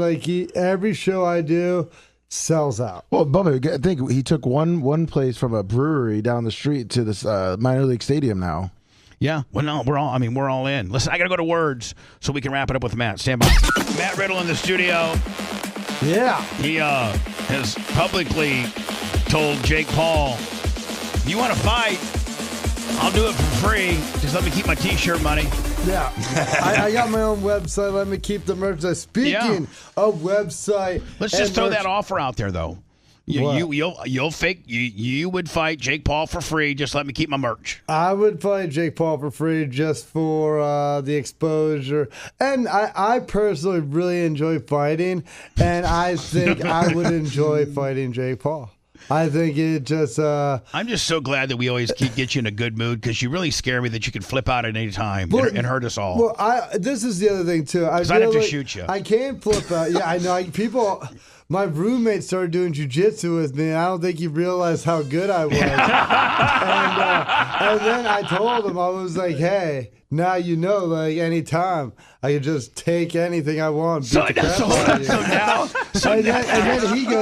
I have a gun. I will shoot you dead. Matt Riddle, like, you're right. Matt Riddle tells his roommate, now you know how badass I am. Yeah. At any time I can take anything. And he says, I will shoot you. Yeah. That's the only way to get only way to control you is to shoot you. Yeah, well, definitely the fear of getting shot definitely controls me. It's probably why I don't talk negatively about the police, there is a possibility. Hey, and, go police, don't. Okay, go police. There you go. All right, so give us your website where you're sending everybody. TheRudeDudes.com. That's where I sell some merch, some 8x10 and stuff like that. But I also brought some merchandise for the boys. Sweet. Some Rude Dude.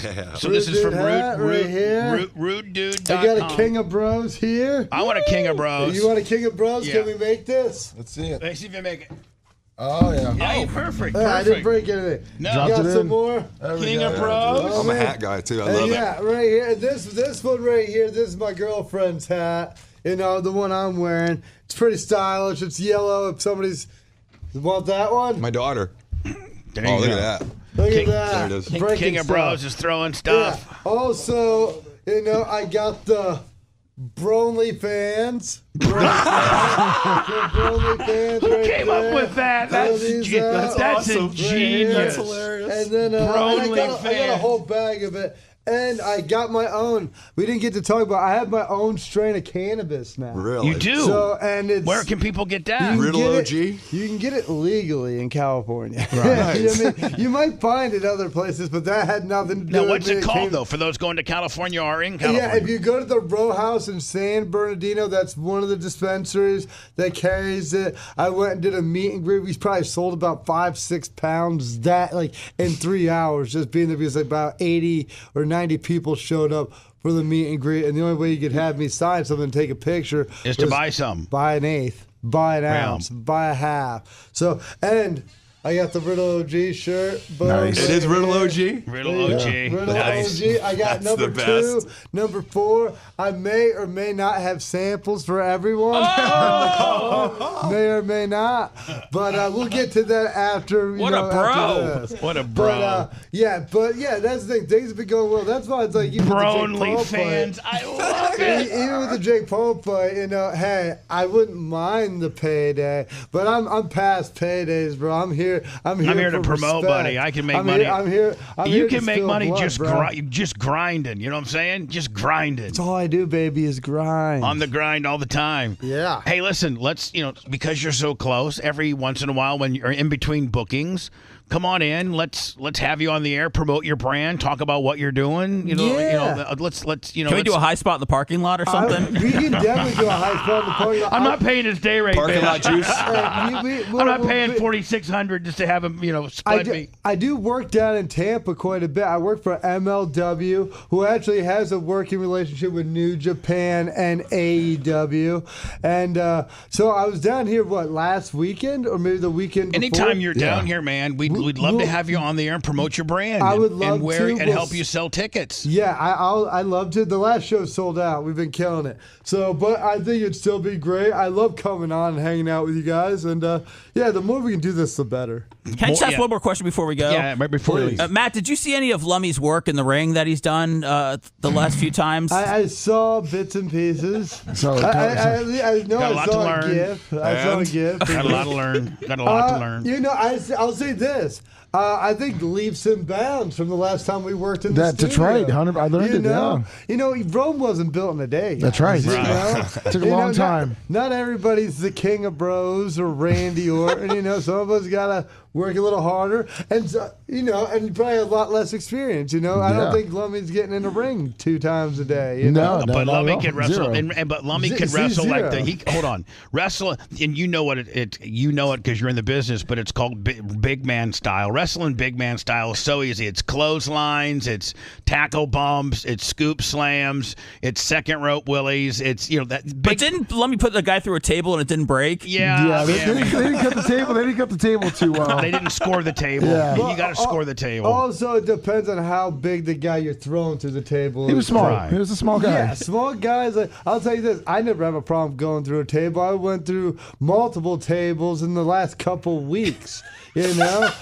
Yeah. Again, just pay my rate, bro, and I'll go through a table. You pay my rate. I will say this. Sometimes I bet you the table is a Tic Tac add-on. I bet you that's an extra $3.50. It really ought to be. I will say this: if I do, you ought to have a menu. Day rate, $7,000, juice $500, a la carte, through a table $250, head chair shot, $375, juice $800. Yeah, it really is. Death matches, there's definitely a higher rate. But I've also being back on the indies and stuff like that is I try to find the promotions that take care of me, also draw well, and I know everybody's leaving the table happy. And you're drawing money. And I've worked at other promotions where, hey, the show was fun, the fans were great. Probably not going to work there again. And I'm not going to mention names because that's not my, my agenda. You just didn't have, you listen, it's all about how you jive with the promoter. The guy that you're walking at the end of the night into the office, and the guy that's paying you, the booker, the promoter. It's basically probably the vibe that you get from him as to whether you work or not. If a guy's appreciative, and he's like, hey, Matt, you know what? Hell of a show tonight. God dang, man, you really work your ass off. Love to have you in a couple months. Here's your rate, and here's a little something extra for you. And right there, here's your rate. If you are generous and nice and appreciative and you pay my rate, I'm over the moon. There's some people that kind of stiff me sometimes on the rate. Now this is how this goes. And then they treat me like a king. But then I'm like, dude, if you just think so highly of me, why are you nickel and diming? And do you sometimes get this, Matt? You're going back to get your payday, and the guy's like, well, Matt, we didn't draw that damn good. Looks like I'm gonna probably lose my ass. I'm gonna have to cut your day rate. I don't know if I can pay it. I haven't had anybody do that. I've had people book me, then say, oh, that's a lot, and this is after they know the rate, oh, something came up, and then they'll pay me in installments. But I also know that's usually the case where they book multiple other talent and me, and they probably know they're I'm just the not most, selling tickets. Well, no, they sell out. I think it's just that I'm the most laid back. So even if you overbook a show and you go out of pocket, that you might be the coolest of all the other stiff bastards. And to be fair, if somebody's like, "Hey, I'm in a tight spot. Can I pay you over the next month or so?" I'm not going to tell them. You're good with that. Yeah, I'm like First Baker Riddle will be able to take financing options, no problem. I do take financing. That all goes through Daniel Rose. And I don't charge high interest. No, hell no. You might have to smoke me out or something like that. Send me an eighth with that $1,800 paycheck, and we're doing good, my friend. That's it, baby. That's it. Hey, Matt, we appreciate you, my friend. Again, tell everybody your website where they can get the merch and the ones. TheRudeDudes.com for any merchandise. Check me out on Instagram, Riddle Bro. Check me out on Twitter, the Super King of Bros. I'll be in Odessa, Texas this Saturday wrestling. I'm working for MLW, New Japan, AAA, Crash of Mexico, and special needs birthday parties. Dude, if you guys got a birthday party and you want the King of Bros there, hit me up. And your son's in a wheelchair and you want him to go off the second rope on top of Matt Riddle, as long as you pay the day rate. We can probably make it happen. Matt will build a ramp where that guy goes and gives him the 1, 2, 3 clean. You pay the day rate, feed him, drink him, get him back to the airport with a nice hotel room, and you got yourself a deal. Dude, the best deal.